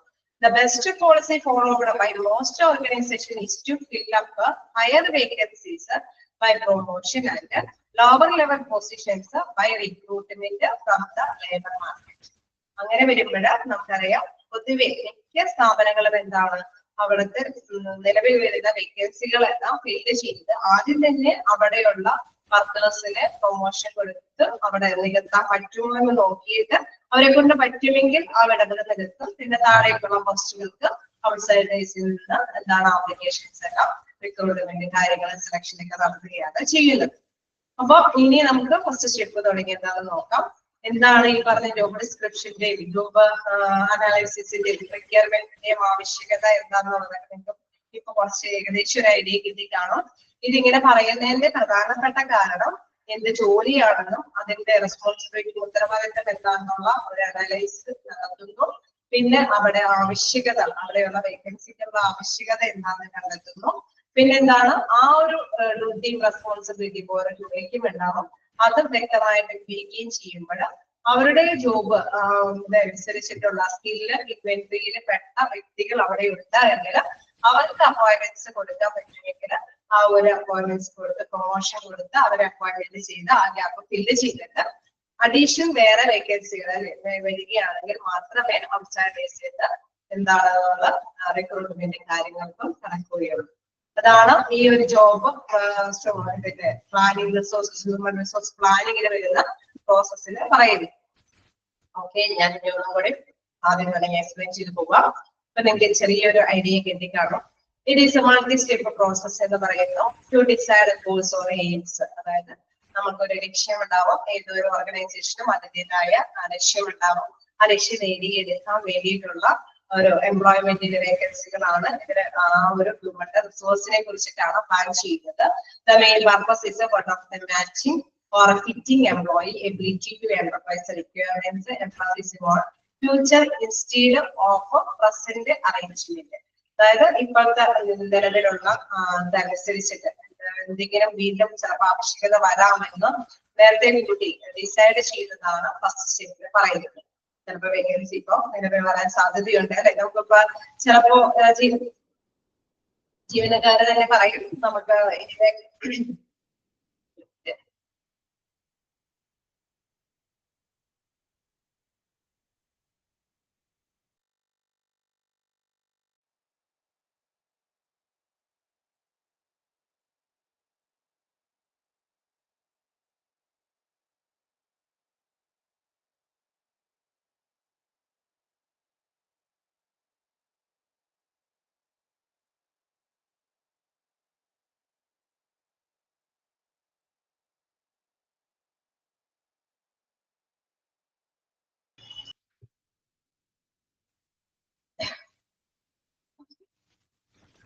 ഇപ്പൊ നമുക്കറിയാം ഒരു ജീവനക്കാർക്ക് തന്നെ അറിയാം ചിലപ്പോ നമ്മള് ലോങ് ടൈം ലീവ് എടുക്കാൻ ചാൻസ് ഉണ്ട്. അവിടെ ഒരു വിടവ് നികത്തേണ്ടതായിട്ട് വരും. അതല്ലെങ്കിൽ നമ്മള് ഇനി ഡ്യൂട്ടി കണ്ടിന്യൂ ചെയ്യാനായിട്ട് സാധിക്കില്ല എന്നൊക്കെയുള്ളത് ജീവനക്കാരുടെ ഇടയിൽ തന്നെ ചിലപ്പോഴൊക്കെ വരാനായിട്ടുള്ള സാധ്യതയുണ്ട്.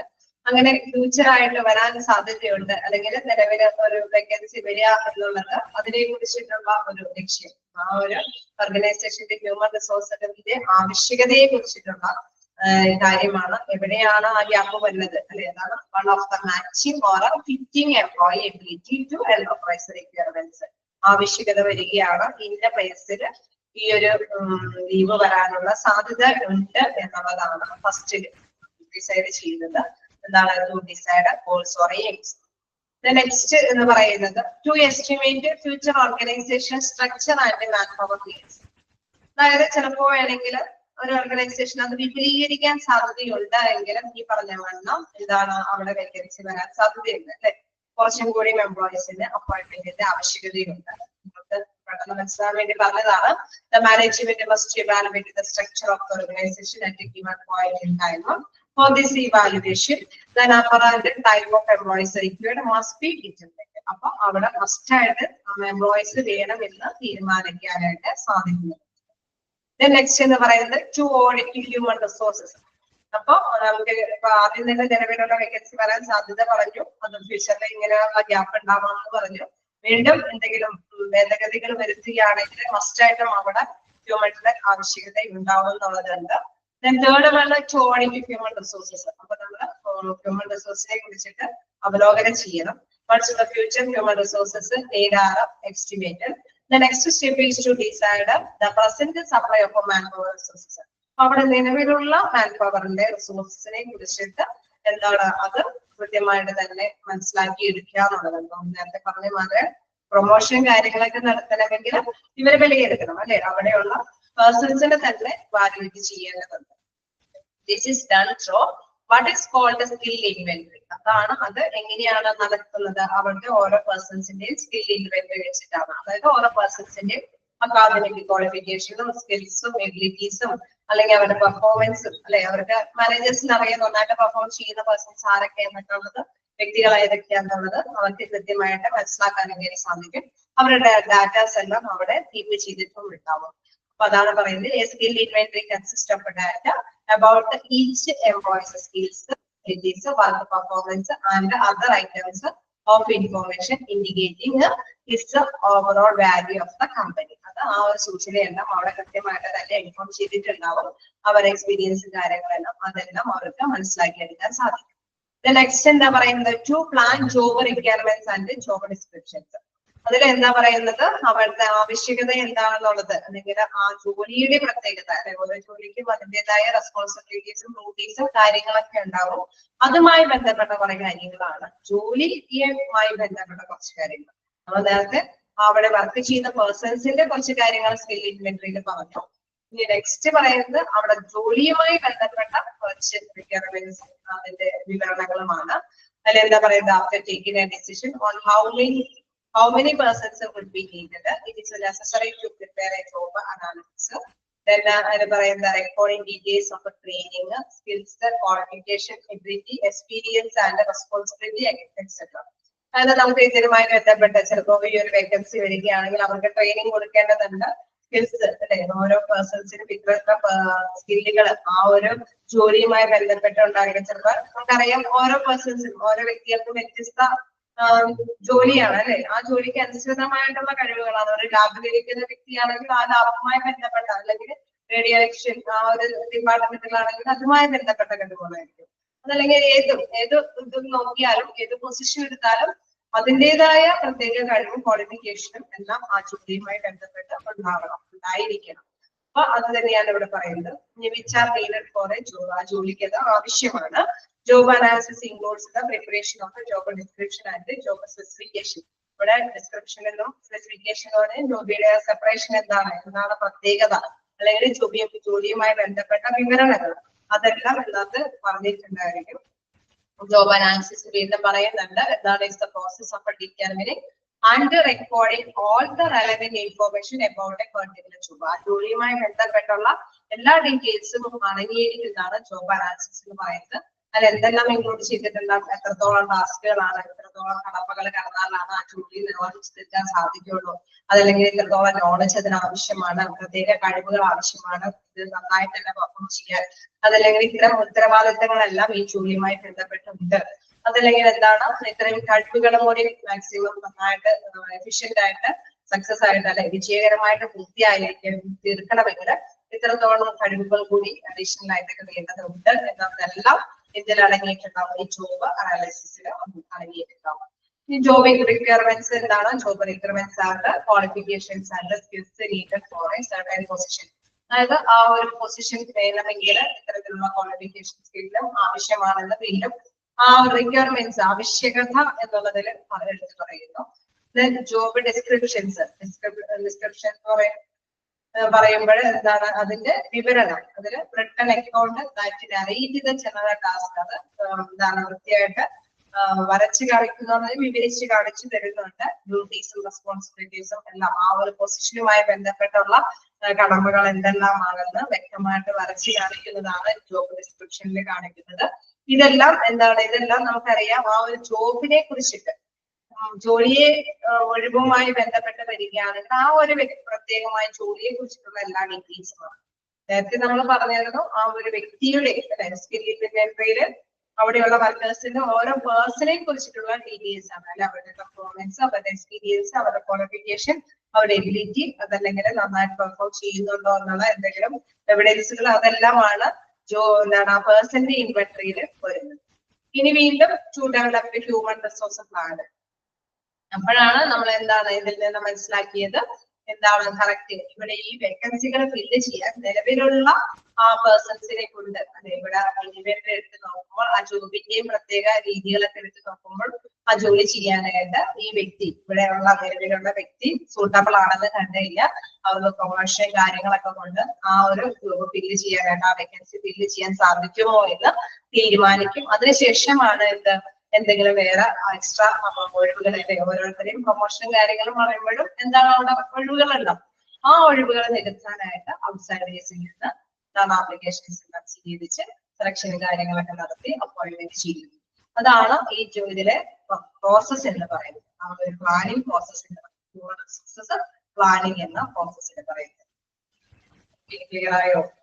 എന്തെങ്കിലും ഡൗട്ട് ഉണ്ടെങ്കിൽ ചോദിക്കാം.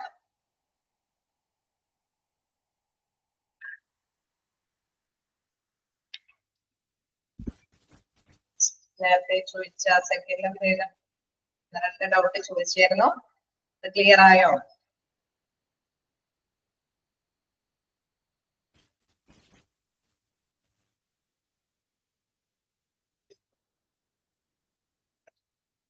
അപ്പം നമുക്ക് കണ്ടിന്യൂ ചെയ്യാം ഇനി. ക്ലിയർ അല്ലേ? കണ്ടിന്യൂ ചെയ്തോട്ടെ.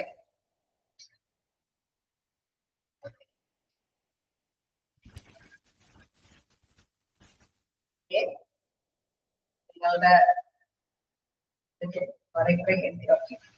അപ്പൊ നമുക്ക് നെക്സ്റ്റ് നോക്കാം. മാൻ പവർ പ്ലാൻ കമ്പോണൻസ് എന്താ നോക്കാം. The man power plan can be broken down into 3 components. 3 components ആയിട്ടാണ് ഈ മാൻ പവർ പ്ലാനിൽ പറയുന്നത്. എന്താണ്? Forecasting, recruitment plan, training and development plan. അപ്പൊ 3 കാര്യങ്ങൾ പ്രധാനമായിട്ടും ഘടകങ്ങളായിട്ട് പറയുന്നത് മാൻ പവർ പ്ലാനിന്റെ ഘടകങ്ങൾ നോക്കാം. ഫസ്റ്റ് വൺ ഫോർകാസ്റ്റിംഗ് ആണ്. Estimating future needs and stock taking of available resources in the organisation. അപ്പൊ നമ്മളിപ്പോ നേരത്തെ കണ്ടു അല്ലെ, ഫ്യൂച്ചർ ആയിട്ട് ചിലപ്പോ ആവശ്യകത ഇവിടെ ഒരു ഗ്യാപ്പ് വരാൻ സാധ്യതയുണ്ട് എന്നുള്ള ഒരു എസ്റ്റിമേഷൻ നേരത്തെ തന്നെ അറിയാൻ സാധിക്കും. അത് ഫോർകാസ്റ്റ് ചെയ്യാന്ന് വെച്ചാൽ മുൻകൂട്ടി കാണുക. Estimating future needs and stock taking of available resources in the organisation. അവിടുത്തെ ആ ഒരു വേക്കൻസി ഫില്ല് ചെയ്യാനായിട്ട് നിലവിലുള്ള പേഴ്സൺസ് അവിടെ വർക്ക് ചെയ്യുന്നവരുടെ ഇടയിൽ നിന്ന് സാധിക്കുമോ എന്നുള്ളത് ഫോർകാസ്റ്റ് ചെയ്യുക, മുൻകൂട്ടി കണ്ടെത്തുക എന്നുള്ളത്. Then recruitment plan. അതിലെന്താ പറയുന്നത്? To meet the gap between the internal resources and estimated need by external recruitment. അപ്പൊ നമ്മള് ഒരു ഗ്യാപ്പുകൾ ഉണ്ട് എന്ന് നമ്മൾ പറഞ്ഞു അല്ലെ, നമുക്ക് വരാൻ സാധ്യതയുണ്ടെന്ന് പറഞ്ഞു നേരത്തെ. ചിലപ്പോ ആണെങ്കിലും ഫ്യൂച്ചറിൽ ചിലപ്പോൾ ഒരു പക്ഷെ ഓർഗനൈസേഷൻ വിപുലീകരിക്കുന്നതുമായി ബന്ധപ്പെട്ടാവാം, അതല്ലെങ്കിൽ നിലവിലുള്ള അവിടെയുള്ള വർക്കേഴ്സിന്റെ ഇടയിൽ എന്തെങ്കിലും കാരണം കൊണ്ട് വേക്കൻസി വരാനുള്ള സാധ്യതയാവും. അപ്പൊ അങ്ങനെ ഒരു സാധ്യതയെ ഇപ്പൊ നിലവിലുള്ള പേഴ്സൺസിൽ കൊണ്ട് നികത്താൻ പറ്റുന്നതാണോ? ഇൻ കേസ് പിന്നെ പുറത്തു നിന്ന് ഔട്ട്സൈഡ് സെയിൽസിനെ റിക്രൂട്ട് ചെയ്യേണ്ടതുണ്ടോ എന്നുള്ളതാണ് റിക്രൂട്ട്മെന്റ് പ്ലാനിന്റെ to meet the gap between the internal resources. അവിടെ ഇന്റേണൽ റിസോഴ്സസ് കൊണ്ട് മതിയാവാതെ വരുമ്പോൾ and estimated need by external recruitment. അങ്ങനെ വരുമ്പോൾ പുറത്തു നിന്ന് അല്ലെ, അവിടെ ഗ്യാപ്പുകൾ ഫില്ല് ചെയ്ത് പോയാലും നമുക്കറിയാം വേക്കൻസീസ് വരും. അപ്പൊ പുറത്തു നിന്ന് എന്താണ് റിക്രൂട്ട്മെന്റ് നടത്തേണ്ടതായിട്ട് വരുന്നു. നെക്സ്റ്റ് വൺ എന്ന് പറയുന്നത് ട്രെയിനിങ് ആൻഡ് ഡെവലപ്മെന്റ് പ്ലാൻ. അതെന്താ പറയുന്നത്? To utilise fully the human resources of the organisation and to develop the potential resources. അതായത് നമുക്കറിയാം നന്നായിട്ട് തന്നെ അവിടെ ഉപയോഗിക്കണം അല്ലെ, യൂട്ടിലൈസ് നടത്തി ഉപയോഗപ്രദമാക്കണം. എന്ത്? ഹ്യൂമന്റെ ആ മനുഷ്യന്റെ വിഭവശേഷി നന്നായിട്ട് തന്നെ ഓർഗനൈസേഷന് മാക്സിമം യൂട്ടിലൈസ് ചെയ്യാന്ന് വെച്ചിട്ട് നന്നായിട്ട് തന്നെ ആ വിഭവശേഷി ചൂഷണം ചെയ്ത് പോകേണ്ടതുണ്ട്, ഉപയോഗപ്രദമാക്കേണ്ടതുണ്ട്. അതിനു വേണ്ടിയിട്ടുള്ള കാര്യങ്ങൾ ആ ഒരു വളർത്തിക്കൊണ്ട് വരാനായിട്ട് ആ ഒരു റിസോഴ്സസ് ആ വിഭവശേഷി നല്ല രീതിയിൽ വളർത്തിക്കൊണ്ട് ഉപയോഗപ്രദമാക്കാൻ വേണ്ടിയിട്ടുള്ള ഡെവലപ്മെന്റ് കാര്യങ്ങളെല്ലാം ട്രെയിനിങ് കാര്യങ്ങളൊക്കെ കൊടുക്കേണ്ടതുണ്ടെങ്കിൽ അതുമായി പ്ലാൻ ചെയ്യും. ഇപ്പൊ നമുക്കറിയാം ചിലപ്പോൾ വേക്കൻസികൾ ഫില്ല് ചെയ്യുന്നത് വേറെ നിലവിലുള്ള പേഴ്സൺസിനെ കൊണ്ട് തന്നെയാണ് എങ്കിൽ അവർക്ക് ചിലപ്പോൾ അതുമായി ബന്ധപ്പെട്ട് ചിലപ്പോൾ ചില കാര്യങ്ങൾക്ക് ട്രെയിനിങ്ങും കാര്യങ്ങളൊക്കെ നേടേണ്ടതുണ്ടാവും അല്ലെ. അപ്പൊ അത് കൊടുക്കുക, ആ ട്രെയിനിങ്ങും കാര്യങ്ങളെല്ലാം അവർ അതല്ലെങ്കിൽ പുതിയ റിക്രൂട്ട്മെന്റ് നടത്തി നമുക്ക് അപ്പോയിന്റ്മെന്റ്സ് കൊടുത്താലും നമുക്കറിയാം ഒരു ഫസ്റ്റ് 1-2 മാസത്തേക്ക് അവർക്ക് ചിലപ്പോൾ ട്രെയിനിങ്ങും കാര്യങ്ങളും കൊടുത്താൽ നല്ല കാര്യക്ഷമമായിട്ട് തന്നെ വർക്ക് ചെയ്യാനായിട്ട് സാധിക്കുമെന്നുണ്ട്. അപ്പൊ അതുമായി ബന്ധപ്പെട്ട ഒരു ഘടകമാണ് എന്ത്? ട്രെയിനിങ് ആൻഡ് ഡെവലപ്മെന്റ് പ്ലാൻ എന്ന് പറയുന്നത്. അപ്പൊ മാൻ പവർ പ്ലാൻ കമ്പോണൻസ് എന്ന് പറഞ്ഞാൽ മനുഷ്യന്റെ വിഭവശേഷിയുമായി ബന്ധപ്പെട്ട് ഉള്ള ഘടകങ്ങളിൽ പെടുന്നത് ഫസ്റ്റ് ഫോർകാസ്റ്റിംഗ്, അതായത് മുൻകൂട്ടി കാണുക. Next recruitment plan. ഈ വേലകള് നികത്താനായിട്ട് മതിയായ പേഴ്സൺസ് നിലവിലുള്ള വേക്കൻസികളിൽ ഫില്ല് ചെയ്ത് പോയാൽ പോലും പുറത്തുനിന്ന് പേഴ്സൺസ് വേണ്ടി വരികയാണെങ്കിൽ അതുമായി ബന്ധപ്പെട്ട റിക്രൂട്ട്മെന്റ് പ്ലാൻ തയ്യാറാക്കുക. Third training and development plan. അതായത് നിലവിലുള്ള വ്യക്തികൾക്കാണെങ്കിലും പുറത്തു നിന്നുള്ള വ്യക്തികൾക്കാണെങ്കിലും ട്രെയിനിങ്ങും കാര്യങ്ങളും അവരുടെ നല്ല രീതിയിലുള്ള വിഭവശേഷി വളർത്തിയെടുക്കാൻ വേണ്ടിയിട്ട് എന്തെങ്കിലും ട്രെയിനിങ്ങും കാര്യങ്ങളും കൊടുക്കുന്നുണ്ടെങ്കിൽ അതുമായി ബന്ധപ്പെട്ട കാര്യങ്ങളൊക്കെ ചെയ്യുക എന്നുള്ളതാണ് എന്ത് പ്ലാൻ ഫോർ പ്ലാനിന്റെ അടുത്ത കമ്പോണന്റ് ആയിട്ട് പറയുന്നത്, ഒരു ഘടകമായിട്ട് പറയുന്നത്. അങ്ങനെ 3 കാര്യങ്ങൾ പറയുന്നുണ്ട്. ഇനി അതിൽ വീണ്ടും റിക്രൂട്ട്മെന്റുമായി ബന്ധപ്പെട്ട കുറച്ച് കൂടുതൽ പഠിക്കാനുണ്ട്. എന്തായാലും അത് അടുത്തൊരു ഭാഗമാണ്, നമുക്ക് കൊണ്ട് തന്നെ പോകേണ്ടതായിട്ട് വരും. അപ്പൊ നിങ്ങൾ ഫോർകാസ്റ്റിംഗ് എന്നുള്ള കാര്യത്തിൽ നിങ്ങൾക്ക് മനസ്സിലായി അവിടെ എന്താണ് ജോബ് വേക്കൻസികൾ വരിക, അവിടെയുള്ള വ്യക്തികളുടെ ഇൻവെന്ററി പറ്റുമോ എന്നുള്ളത് സ്കില്ല് വെച്ച് പറ്റുമോ എന്നുള്ളത് നോക്കാം. നെക്സ്റ്റ് സ്റ്റെപ്പ് ആണ് എന്ത്, അവിടെയുള്ള വേക്കൻസികൾ ഫില്ല് ചെയ്യാനുള്ള റിക്രൂട്ട്മെന്റ് പ്ലാൻ. ഇനി ആ റിക്രൂട്ട്മെന്റ് പ്ലാൻ തുടങ്ങി നമുക്ക് കൂടുതൽ ഡീറ്റെയിൽ ആയിട്ട് പഠിക്കേണ്ടതുണ്ട്. റിക്രൂട്ട്മെന്റ് എന്നാണ് നോക്കാം. ഓക്കെ, 3 കമ്പോണൻസ് ഘടകങ്ങൾ നമ്മൾ മനസ്സിലായില്ലേ നിങ്ങൾക്ക്? അത് ഫോർകാസ്റ്റ് ചെയ്യുക, പിന്നെ റിക്രൂട്ട്മെന്റ്, പിന്നെ training and development. Training and development നിലവിലുള്ള വേക്കൻസി ഫില്ല് അവിടെയുള്ള വ്യക്തികൾക്ക് പ്രൊമോഷൻ ആയിട്ട് കൊടുത്താലും കൊടുക്കേണ്ടതായിട്ട് വരും. ചിലപ്പോൾ റിക്രൂട്ട്മെന്റ് നടത്തി കൊടുക്കേണ്ടതായ വ്യക്തികൾക്കും വരും. അപ്പൊ ഫസ്റ്റ് ഇതിന്റെ നിങ്ങൾ കൂടുതലായിട്ട് പഠിച്ചതാണ് അവിടുത്തെ ജോബ് അനാലിസിസും ജോബ് ഡിസ്ക്രിപ്ഷനും കാര്യങ്ങളൊക്കെ വന്നപ്പോ ജോബ് എന്താണെന്നുള്ളത് വ്യക്തമാക്കി. അതേപോലെ തന്നെ പേഴ്സൺസിന്റെ ഇൻവെന്ററിയുമായി ബന്ധപ്പെട്ട കാര്യങ്ങളൊക്കെ വരുമ്പോൾ ഫോർകാസ്റ്റിംഗിൽ അത് അവർ നിലനിന്ന് പോവുകയാണ്. റിക്രൂട്ട്മെന്റ് തുടങ്ങി നമുക്ക് കൂടുതൽ ഡീറ്റെയിൽ ആയിട്ട് വീണ്ടും പഠിക്കേണ്ടതുണ്ട്. റിക്രൂട്ട്മെന്റിൽ തുടങ്ങാലോ. Recruitment means the discovering of talented applications for action expected organisation vacancies. അപ്പൊ നമുക്കറിയാം പുറത്തുനിന്ന് വേക്കൻസികൾ വേണ്ടി വരുന്ന ഫില്ല് ചെയ്യാൻ വേണ്ടി വേക്കൻസികൾ നികത്താൻ വേണ്ടിയിട്ട് പുറത്തുനിന്ന പേഴ്സൺസിന്റെ ആവശ്യകതയുണ്ട് എന്ന് മനസ്സിലാക്കുകയാണ്. ഡിസ്കവർ എന്ന് വെച്ച് കഴിഞ്ഞാൽ കണ്ടെത്തേണ്ടതുണ്ട് applications for actual or expected organisation vacancy കൈകാര്യം ചെയ്യാൻ വേണ്ടിയിട്ട്. Recruitment is the process of attracting potential employees and encouraging them to apply for the jobs in an organization. Recruitment എന്ന് പറയുന്നത് എന്താണ് അല്ലെ, നമുക്ക് പുറത്തുള്ള വ്യക്തികളെ അട്രാക്ട് ചെയ്യാൻ വേണ്ടി, അതായത് നമ്മുടെ സ്ഥാപനത്തിലേക്ക് അപ്പോയിന്റ്മെന്റ്സിന് വേണ്ടിയിട്ട് അല്ലെ, നമുക്ക് സ്ഥാപനത്തിൽ ജോലി ചെയ്യാൻ വേണ്ടിയിട്ട് ആപ്ലിക്കേഷൻസ് നമുക്കറിയാൻ ചിലപ്പോ ഫ്രഷേഴ്സിൽ നിന്നറിയാൻ ചിലപ്പോ പഠിച്ചുകൊണ്ടിരിക്കുമ്പോൾ തന്നെ റിക്രൂട്ട്മെന്റ് നടപടികൾക്ക് ഓരോ ഓർഗനൈസേഷനിലും പോയിട്ട് അവിടെ പോയി നല്ല എഫിഷ്യന്റ് നല്ല വ്യക്തികളെല്ലാം സെലക്ട് ചെയ്തിട്ട് അല്ലെ, അവർ അങ്ങനെ വരുമ്പോൾ എന്താണ് ഫ്രഷേഴ്സ് ആണെങ്കിൽ കൂടി അവർക്ക് കൂടുതൽ നല്ല കാര്യക്ഷമമായിട്ട് അവരുടെ നോളജും അല്ലെ ഇന്നോവേറ്റീവ് ആയിട്ടുള്ള കണ്ടുപിടുത്തങ്ങളും കാര്യങ്ങളെല്ലാം ഈ ഓർഗനൈസേഷനിൽ അപ്ലൈ ചെയ്തിട്ട് ഓർഗനൈസേഷൻ നല്ല രീതിയിൽ ഡെവലപ്പ് ചെയ്ത് കൊണ്ടുവരാനായിട്ടൊക്കെ സാധിക്കും. അപ്പൊ ഈ റിക്രൂട്ട്മെന്റ് പ്രോസസ് എന്ന് പറയുന്നത് എന്താണ്, attracting potential employees and encouraging them to apply for the job in an organisation. ഓർഗനൈസേഷനിലെ ജോലിക്ക് വേണ്ടിയിട്ട് അവരെ എൻകറേജ് ചെയ്യാന്ന് വെച്ചാൽ പ്രോത്സാഹിപ്പിക്കുക എന്നുള്ള ഒരു പ്രവർത്തനമാണ് റിക്രൂട്ട്മെന്റ് പ്രവർത്തനത്തിൽ നടക്കുന്നത്. അതാണ് റിക്രൂട്ട്മെന്റ് എന്ന് പറയുന്നത്. Then recruitment has been considered as the most important function of a personal administration because unless the right type of people is not hired, even the best plans, organization charts and control system would not do much good. നമുക്കറിയാലോ, നല്ലൊരു പേഴ്സണെ എല്ലാം ഇവിടെ higher ചെയ്ത് അവിടെ നിന്നുള്ള recruitment applications ഒക്കെ അതിൽ നിന്ന് ക്ഷണിച്ച് ഇങ്ങനെ കൊണ്ടുവന്ന് നമ്മൾ അപ്പോയിന്റ്മെന്റ് കൊടുത്താൽ എന്താണ് അത് നല്ലതല്ല എങ്കിൽ അവർക്ക് ഓർഗനൈസേഷന് മതിയായ രീതിയിൽ ബെനിഫിറ്റ് ഗുണം ചെയ്യുകയില്ല. അതുകൊണ്ട് തന്നെ അത് ശ്രദ്ധയോടുകൂടി കൈകാര്യം ചെയ്യേണ്ട ഒരു പ്രോസസ്സാണ്. It is often turned positive in that it pursues the people to apply for jobs to enhance the hiring ratio, that is the number of applications for the job selection. On the other hand, tends to be negative because it refuses a good number of those who apply, leaving only the best to be hired. അതായത് നമുക്ക് കുറച്ചുകൂടി അല്ലെ നല്ല രീതിയിൽ ഇവർക്ക് ഓരോ പ്രേരണ നമുക്കറിയാം ചില ഇതുകളല്ലേ സ്ഥാപനത്തിലേക്ക് പ്രേരിപ്പിക്കുക എന്നുള്ളതാണ്. Pursued എന്ന് പറഞ്ഞാൽ പ്രേരിപ്പിക്കുക.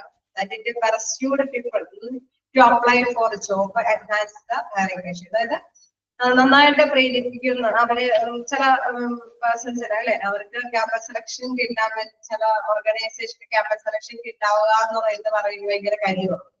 അതായത് അവരെന്തുകൊണ്ടാണ് അങ്ങനെ അതിന് ചില ഓഫേഴ്സുകളെല്ലാം ഇവർ കൊടുക്കും. ഈ ഓർഗനൈസേഷൻസ് ചില ഓഫറുകളൊക്കെ കൊടുത്തിട്ടാണ് അവരെ കൊണ്ട് ഈ ആപ്ലിക്കേഷൻസ് നമ്മുടെ സ്ഥാപനത്തിലേക്ക് കൊടുക്കാൻ പ്രേരിപ്പിക്കുന്നത്. ഇവര് അതായത് ഓർഗനൈസേഷനെ സംബന്ധിച്ച് നല്ല ഇന്റലിജന്റ് ആയിട്ടുള്ള അല്ലെ നല്ല എബിലിറ്റി ഉള്ള നല്ല സ്കില്ലായിട്ടുള്ള പേഴ്സൺസ് വേണം ഈ ഓർഗനൈസേഷൻ നേടണം എന്നുള്ള ആഗ്രഹമായി. കാരണം അവരുടെ ഇന്നോവേറ്റീവ് ആയിട്ടുള്ള ഐഡിയാസ് ഒക്കെ ഓർഗനൈസേഷനിൽ അപ്ലൈ ചെയ്യാൻ ഉപയോഗിക്കാൻ വേണ്ടി നന്നായിട്ട് തന്നെ യൂട്ടിലൈസ് ചെയ്യാൻ ഉപയോഗപ്രദമാക്കാൻ വേണ്ടിയിട്ടാണ് ഓരോ സ്ഥാപനം ഈ എന്താണ് റിക്രൂട്ട്മെന്റിന് വേണ്ടിയിട്ട് തയ്യാറാണ്. അപ്പൊ അവിടെയുള്ള വ്യക്തികൾ അത് നല്ല രീതിയിൽ നമ്മുടെ സ്ഥാപനത്തിലേക്ക് അപ്ലൈ ചെയ്യണമെങ്കിൽ എന്താണ് ഇവര് കുറച്ച് ഓഫേഴ്സ് ഒക്കെ കൊടുക്കും, അല്ലെങ്കിൽ നിങ്ങൾക്ക് എന്തെങ്കിലും ഇംപ്രൂവ്മെന്റ് കിട്ടും, അതല്ലെങ്കിൽ നിങ്ങൾ ഈ സ്ഥാപനത്തിൽ വർക്ക് ചെയ്ത് കഴിഞ്ഞാൽ നിങ്ങൾക്ക് ജീവിതകാലം ഇവിടെ എല്ലാ രീതിയിൽ അല്ലെങ്കിൽ ഇൻഷുറൻസ് പാക്കേജ് കിട്ടും, അതല്ലെങ്കിൽ ഇത്രയും ലീവും കുറെ കാര്യങ്ങളൊക്കെ ഞങ്ങൾ തരും. അങ്ങനെ കുറെ ഇൻസെന്റീവ്സ് അവരെ കൊണ്ട് പ്രേരിപ്പിക്കും അപ്ലൈ ചെയ്യാൻ ആപ്ലിക്കേഷൻസ് അവരുടെ സ്ഥാപനത്തിലേക്ക് ജോലിക്ക് വേണ്ടിയിട്ട് അപ്ലൈ ചെയ്യാൻ വേണ്ടിയിട്ട് അവരെ പ്രേരിപ്പിക്കുന്നുണ്ട്. അതാണ് ഇവിടെ പറയുന്നത്. എന്താണ് it often turned positive in that it pursues the people to apply for jobs to enhance the hiring ratio, that is the number of applicants for a job. അപ്പൊ അവർക്ക് എന്താണ് ആ റേഷ്യോ കൂടി വരും, അതായത് കൂടുതൽ ആപ്ലിക്കേഷൻസ് കിട്ടുകയാണെങ്കിൽ നല്ല ഹയറിംഗ് റേഷ്യോ ആയിരിക്കും ആ സ്ഥാപനത്തിനെ സംബന്ധിച്ചിടത്തോളം. Selection on other hands tends to negative because it refuses a good number of those who apply leave only the best to be hired. ഒരുപാട് പേര് അപ്ലൈ ചെയ്താൽ എന്താ പ്രത്യേകത, അവരിൽ നിന്ന് നല്ല പേഴ്സൺസിനെ സെലക്ട് ചെയ്യാനായിട്ട് സാധിക്കും. അതേസമയം കുറച്ച് പേരാണ് ആപ്ലിക്കേഷൻസ് കൊടുത്തുള്ളെങ്കിൽ എന്താണ് അതിൽ നിന്ന് കുറച്ച് തിരഞ്ഞെടുക്കാനായി സാധിക്കും. അപ്പൊ കൂടുതൽ മാക്സിമം വ്യക്തികളെ കൊണ്ട് ആ സ്ഥാപനത്തിലേക്ക് ആപ്ലിക്കേഷൻസ് കൊടുക്കാനാണ് പ്രധാനമായിട്ടും അവിടെ ഓരോ ഓർഗനൈസേഷൻസും ശ്രമിക്കുകയുള്ളൂ അല്ലെ. ഒരു സെലക്ഷൻ കിട്ടുക, ഒരുപാട് പേര് റിക്രൂട്ട്മെന്റിലേക്ക് അപ്ലൈ ചെയ്യുക, അതുവഴി എന്താണ് നമ്മുടെ സ്ഥാപനത്തിലേക്ക് ആപ്ലിക്കേഷൻസ് അവര് ജോലി ചെയ്യാൻ തയ്യാറായിട്ട് ആപ്ലിക്കേഷൻസ് തരികയാണ് എങ്കിൽ അതിൽ നിന്ന് നല്ലതിനെ തിരഞ്ഞെടുക്കാനായിട്ട് സാധ്യത കൂടുതലാണ്. അതേസമയം കുറച്ച് ആപ്ലിക്കേഷൻസേ ഉള്ളൂ എങ്കിൽ അതിൽ നിന്ന് കുറച്ച് അല്ലെ അധികം ആപ്ലിക്കേഷൻസ് ഇല്ല, അപ്പൊ ഉള്ളതിൽ നിന്ന് മാത്രമേ സെലക്ട് ചെയ്യാനായിട്ട് സാധിക്കുകയുള്ളൂ എന്നുള്ളതാണ് ഇവിടെ പ്രധാനമായിട്ട് പറയുന്നത്. ഓക്കെ, ക്ലിയർ ആയോ? എന്താണ് വ്യക്തമായോ? റിക്രൂട്ട്മെന്റും അതുമായി ബന്ധപ്പെട്ടുള്ള ഹയറിംഗ് റേഷ്യോയുടെ കാര്യം ക്ലിയർ ആയോ നിങ്ങൾക്ക്? ഇനി അതിന്റെ ഫാക്ടേഴ്സ് കൂടെയുണ്ട്.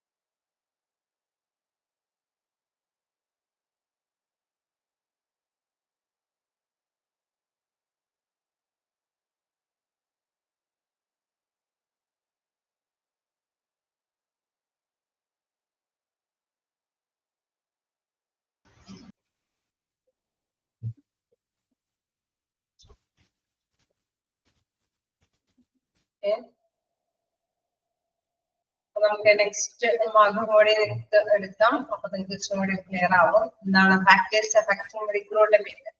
This varies with the size of the organisation. അതായത് ആ ഒരു ഓർഗനൈസേഷന്റെ റിക്രൂട്ട്മെന്റുമായി ബന്ധപ്പെട്ടുള്ള കുറച്ച് ഘടകങ്ങളാണ്. ഒന്നാമതായിട്ട് ഓർഗനൈസേഷന്റെ size, second one condition of the employment in the community where the organisation is located. അതായത് നമുക്കറിയാം ഏതൊരു പ്ലേസിലും അല്ലെ ഒരു പേര് കേട്ട ഒരു സ്ഥാപനമാണെങ്കിൽ ഇത് റിക്രൂട്ട്മെന്റ് കാര്യങ്ങൾക്ക് വേണ്ടിയിട്ട് ഒരുപാട് പേഴ്സൺസ് അല്ലെ തയ്യാറാവും, ഒരുപാട് പേര് ആപ്ലിക്കേഷൻസ് സബ്മിറ്റ് ചെയ്യും. അതേസമയം പേര് നമുക്കറിയാം പ്രയറായിട്ട് ഉള്ള സ്ഥാപനമാണ് എങ്കിൽ എന്താണ് അതിനനുസരിച്ചിട്ടുള്ള ആപ്ലിക്കേഷൻസ് കിട്ടിയുള്ളൂ വരുള്ളൂ. നെക്സ്റ്റ് പറയുന്നത് the result of a fast recruiting effort which shows the organization's capacity to locate and keep good performing people. അതായത് നേരത്തെ കൂട്ടിയുള്ള കുറച്ച് റിക്രൂട്ട്മെന്റ് നടപടികളും കാര്യങ്ങളെല്ലാം ജനങ്ങളെ വിലയിരുത്തിയിട്ടുണ്ടാവും, അതനുസരിച്ചിട്ടുള്ള നല്ല ഒരു ഗുഡ് പെർഫോമിംഗ് ആയിരിക്കും പീപ്പിളുടെ ഭാഗത്ത് നിന്ന് ഉണ്ടാവും. അതായത് നല്ല പേര് കേട്ടിയ രീതിയിലുള്ള റിക്രൂട്ട്മെന്റ് പറഞ്ഞപ്പോൾ വാഗ്ദാനം ചെയ്ത കാര്യങ്ങളെല്ലാം നിറവേറ്റിയിട്ടുണ്ടോ എന്നൊക്കെ ജനങ്ങള് അനലൈസ് ചെയ്തിട്ടൊക്കെയാണ് വീണ്ടും വീണ്ടും ആപ്ലിക്കേഷൻസ് ഒക്കെ അവരെ കൊടുക്കുകയുള്ളൂ. Then a working atmosphere and the salary and the benefit package offered by the organization, which may influence the turnover and deemed future recruiting. നമ്മൾ നേരത്തെ പറഞ്ഞ മാതിരി തന്നെ എന്താണ് അവരെ ഇൻഫ്ലുവൻസ് ചെയ്യാനായിട്ട് പ്രചോദിപ്പിക്കാൻ വേണ്ടിയിട്ട് ഈ ഓർഗനൈസേഷന്റെ പാക്കേജ് ഓഫറുകളെല്ലാം സാലറി ബെനിഫിറ്റുകളെല്ലാം അത് കൃത്യമായി തന്നെ അങ്ങനെ ഓഫർ കൊടുക്കുന്നതെല്ലാം തന്നെ എന്താണ് ഫ്യൂച്ചർ റിക്രൂട്ട്മെന്റിനെ ബാധിക്കുമെന്നുള്ളതാണ്. Next growth with rate of organisation. നമ്മൾ നേരത്തെ പറഞ്ഞിരുന്നു റേറ്റ് അവിടെ ആപ്ലിക്കേഷൻസ് കൂടുതൽ സമർപ്പിക്കാൻ സാധിക്കുന്നത് അവരുടെ ഈ ഒരു സ്ഥാപനത്തിന്റെ പേര് കൂടുതലായിട്ട് നല്ല പേര് കേൾക്കുന്ന ഒരു രീതി ആയതുകൊണ്ടാണ്. ഗ്രോത്ത് റേറ്റ് നോക്കിയിട്ടാണ് ഏതൊരു പേഴ്സൺസും കൂടുതൽ ആപ്ലിക്കേഷൻസ് സബ്മിറ്റ് ചെയ്യുകയുള്ളൂ. then എന്താണ് the level of seasonality of operations and future expansion and production programmers handle. അതായത് നമ്മളുടെ ഈ പ്രവർത്തനങ്ങൾ എപ്പോഴും ഓരോ പ്രാവശ്യം അല്ലെ ഓരോ ടേമിൽ എങ്ങനെ റിക്രൂട്ട്മെന്റും കാര്യങ്ങളൊക്കെ നടക്കുന്നത് നോക്കി ചിലപ്പോൾ പേഴ്സൺസ് വെയിറ്റ് ചെയ്യുന്നുണ്ടാവും. അത് അവരുടെ ആ ഒരു ഇതാണ് അല്ലെ ആ ഒരു പേര് കേൾക്കുന്ന സ്ഥാപനത്തിനോടുള്ള മമതയാണ്. അവിടെ ജോലി ചെയ്യുന്നതിനുള്ള ആഗ്രഹത്തിന്റെ ബേസിൽ അവര് ഈ ഓരോ സീസൺ ആയിട്ട് ആപ്ലിക്കേഷൻസ് ക്ഷണിക്കുന്നതിന് വേണ്ടി വെയിറ്റ് ചെയ്യുന്ന ഒരു കാര്യങ്ങൾ ഉണ്ടാവും. പിന്നെ വീണ്ടും ഫ്യൂച്ചർ എക്സ്പാൻഷനും കാര്യങ്ങളൊക്കെ വരുമ്പോഴാണ് പ്രധാനമായിട്ടും റിക്രൂട്ട്മെന്റ് നടപടികൾക്ക് മുതിർത്തി വരുന്നത്. Cultural economic and legal factors etcetera. അതേമാതിരി തന്നെ സമൂഹത്തിലും സാമ്പത്തികമായിട്ടുള്ള ഒരു നിലവാരവും അതേപോലെ തന്നെ ലീഗൽ ഫാക്ടേഴ്സ് എന്ന് പറയുമ്പോൾ എന്താണ് ലീഗലായിട്ട് എന്തെങ്കിലും പ്രോബ്ലംസ് ഒക്കെ ഉള്ള ഇഷ്യൂസ് ഉള്ള ഒരു ഫേം ആണെങ്കിൽ ആരും അപ്ലൈ ചെയ്യില്ല. അതെല്ലാം ഐഡന്റിഫൈ ചെയ്തിട്ട് മാത്രമേ കൃത്യമായിട്ട് തന്നെ മനസ്സിലാക്കിയതിനു ശേഷമാണ് റിക്രൂട്ട്മെന്റ് നടപടികൾക്ക് എല്ലാ പേഴ്സൺസും തയ്യാറാകുന്നത്. അപ്പൊ ഇതെല്ലാം എന്താണ് ഫാക്ടേഴ്സ് റിക്രൂട്ട്മെന്റുമായി ബന്ധപ്പെട്ട ഘടകങ്ങളാണ്. വായിച്ചു നോക്കാം, മനസ്സിലാക്കാം. എന്തെങ്കിലും ഡൗട്ട് ഉണ്ടെങ്കിൽ ചോദിക്കാം.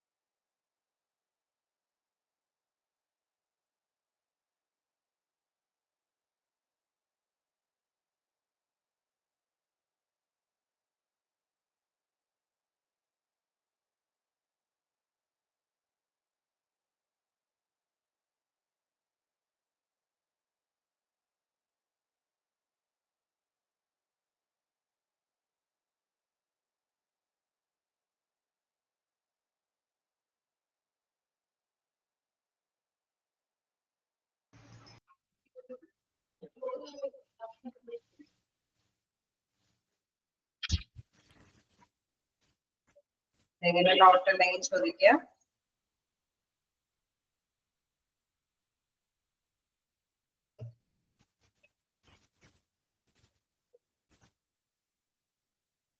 നമുക്ക് സ്റ്റെപ്സ് ഒന്ന് തുടങ്ങി വെച്ചേക്കാം. റിക്രൂട്ട്മെന്റുമായി ബന്ധപ്പെട്ട സ്റ്റെപ്പുകളാണ്. എന്താണ് നമ്മൾ കണ്ടായിരുന്നു. റിക്രൂട്ട്മെന്റ് നടപടികൾക്ക് വിധേയമാകുന്നത് നിലവിലുള്ള വേക്കൻസികളെല്ലാം മറ്റുമില്ല അല്ലെ നികത്തി കഴിയാനായിട്ട് സാക്ഷാത്കാരമാണ് പുറത്തുനിന്ന് ആപ്ലിക്കേഷൻസ് ക്ഷണിക്കുന്നത്. അപ്പൊ റിക്രൂട്ട്മെന്റുമായി ബന്ധപ്പെട്ടുള്ള പ്രവർത്തനത്തിനുള്ള സ്റ്റെപ്പുകള് ഫസ്റ്റ് വൺ എന്ന് പറയുന്നത് recruitment പോളിസിയാണ്. Recruitment policy is a declaration on how you hire. It defines your company's preferred hiring practice and encourages consistency within your employees recruiting process. അതായത് നമുക്കറിയാം ഒരു റിക്രൂട്ട്മെന്റ് നടത്തുക എന്നുള്ളത് അവരുടെ ആ ഒരു ഓർഗനൈസേഷനെ സംബന്ധിച്ചിട്ട് അവർ തീരുമാനമെടുക്കുകയാണ് പുറത്തുനിന്ന വ്യക്തികളെ നമുക്ക് മതിയായ രീതിയിലുള്ള വേക്കൻസി ഫില്ല് ചെയ്യാൻ സാധിക്കാതെ വരുമ്പോൾ പുറത്തുനിന്ന് applications സ്വീകരിക്കാനുള്ളത്. It defines companies' preferred hiring practices and encourages consistency within your employees recruiting process. അതായത് നമ്മൾ ഒരു പ്രഖ്യാപനം നടത്തുമ്പോൾ അവരെ പ്രധാനമായിട്ടും അവരെ സ്ഥിരമായ ഒരു വാഗ്ദാനങ്ങൾ കൊടുത്തിട്ടാണ് ഈ വ്യക്തികളെ റിക്രൂട്ട്മെന്റ് നടപടികൾ വഴി അപ്പോയിന്റ്മെന്റ്സ് കൊടുക്കുന്നത്. അപ്പൊ എന്താണ് എൻകറേജ് കൺസിസ്റ്റൻസി, സ്ഥിരമായിട്ട് കുറെ തെരഞ്ഞെടുപ്പ് വാഗ്ദാനങ്ങളൊക്കെ നടത്തുന്നു ഇവരുടെ ഇടയിൽ. ഈ ഒരു പ്രോസസ്സിൽ അതാണ് പ്രധാനമായിട്ട് ചെയ്യുന്നത്. Such a policy declares the objectives of the recruitment and provides a framework of implementation of the recruitment program in the form of procedures.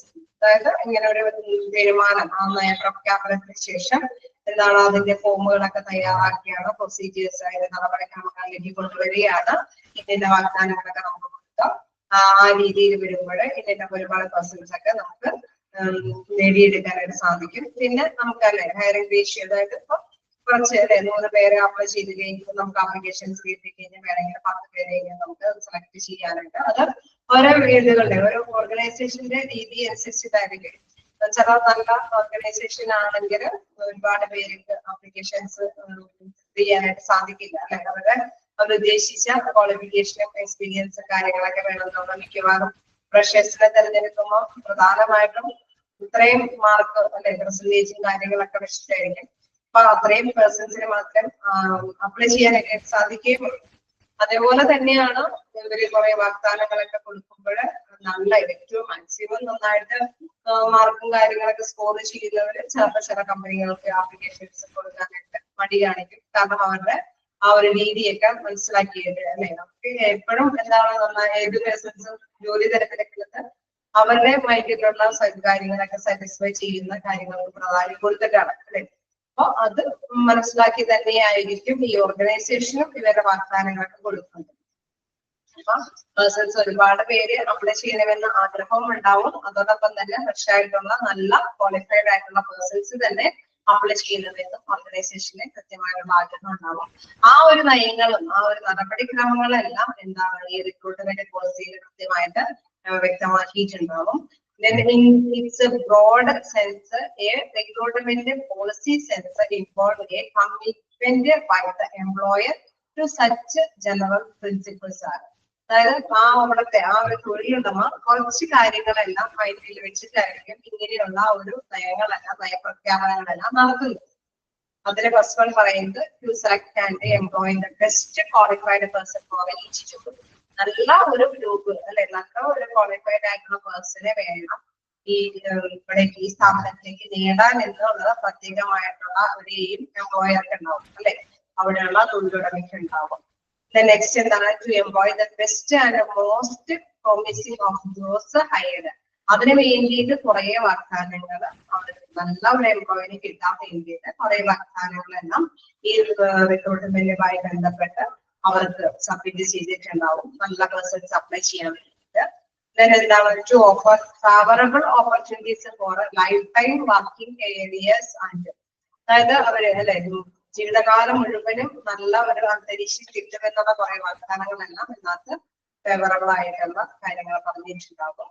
Then to provide programs and facilities for personal growth on the job. അവര് വന്നു കഴിഞ്ഞാൽ അല്ലെ ജോലിക്ക് വേണ്ടിയിട്ട് apply ചെയ്ത് ഇവിടെ വന്ന് appointments ഒക്കെ കിട്ടിക്കഴിഞ്ഞാൽ അവരുടെ ജോലി എന്നുള്ളത് വളർത്തിക്കൊണ്ടുവരാനായിട്ടുള്ള എന്തെങ്കിലും പ്രോഗ്രാമുകളോ ഫെസിലിറ്റീസ് ഒക്കെ അവർ പ്രദാനം ചെയ്യുമെന്നെല്ലാം ഈ എംപ്ലോയറിനകത്തെല്ലാം കൂട്ടിച്ചേർത്തിട്ടുണ്ടാവും. അപ്പൊ നല്ലൊരു ക്വാളിഫൈഡ് പേഴ്സണെ കിട്ടണമെന്നായിരിക്കും ഇവരുടെ മെയിൻ. അപ്പോ എംപ്ലോയറിനെ സംബന്ധിച്ച് റിക്രൂട്ട്മെന്റ് നടത്തുന്നത് പ്രധാനമായിട്ട് മീറ്റ് ചെയ്യുന്നത്. അതിനുവേണ്ടി കുറെ വാഗ്ദാനങ്ങൾ ഇവർ പറഞ്ഞിട്ടുണ്ടാവും. അതോടൊപ്പം തന്നെ ലൈഫ് ടൈം ജീവിതകാലം മുഴുവനും നല്ല കാര്യം ചെയ്യാവുന്നതാണ് അല്ലെ. ജീവിതകാലം മുഴുവനും നിങ്ങൾക്ക് ഒരു ഓപ്പർച്യൂണിറ്റി ഉണ്ടാവുന്നതിനുള്ള കുറെ അവസരങ്ങൾ ഉണ്ടാവും. നിങ്ങളുടെ അതോടൊപ്പം തന്നെ എന്താണ് നിങ്ങളുടെ ഓരോ പേഴ്സൺസിന്റെയും കഴിവ് വർദ്ധിപ്പിക്കാൻ പറ്റുമെന്നുള്ള ഒരു വാഗ്ദാനങ്ങളെയും എല്ലാം ഇതിൽ ഉൾപ്പെടുത്തിയിട്ടുണ്ടാവും എന്നുള്ളതാണ്. അതിന്റെ ഓട്ടോമാറ്റിക് ക്വസ്റ്റ്യൻ മാത്രമേ ഞാൻ എടുത്തുള്ളൂ. വായിച്ചു നോക്കാം. ബാക്കി നമുക്ക് നെക്സ്റ്റ് ക്ലാസ്സിൽ കണ്ടിന്യൂ ചെയ്യാം. Thank you.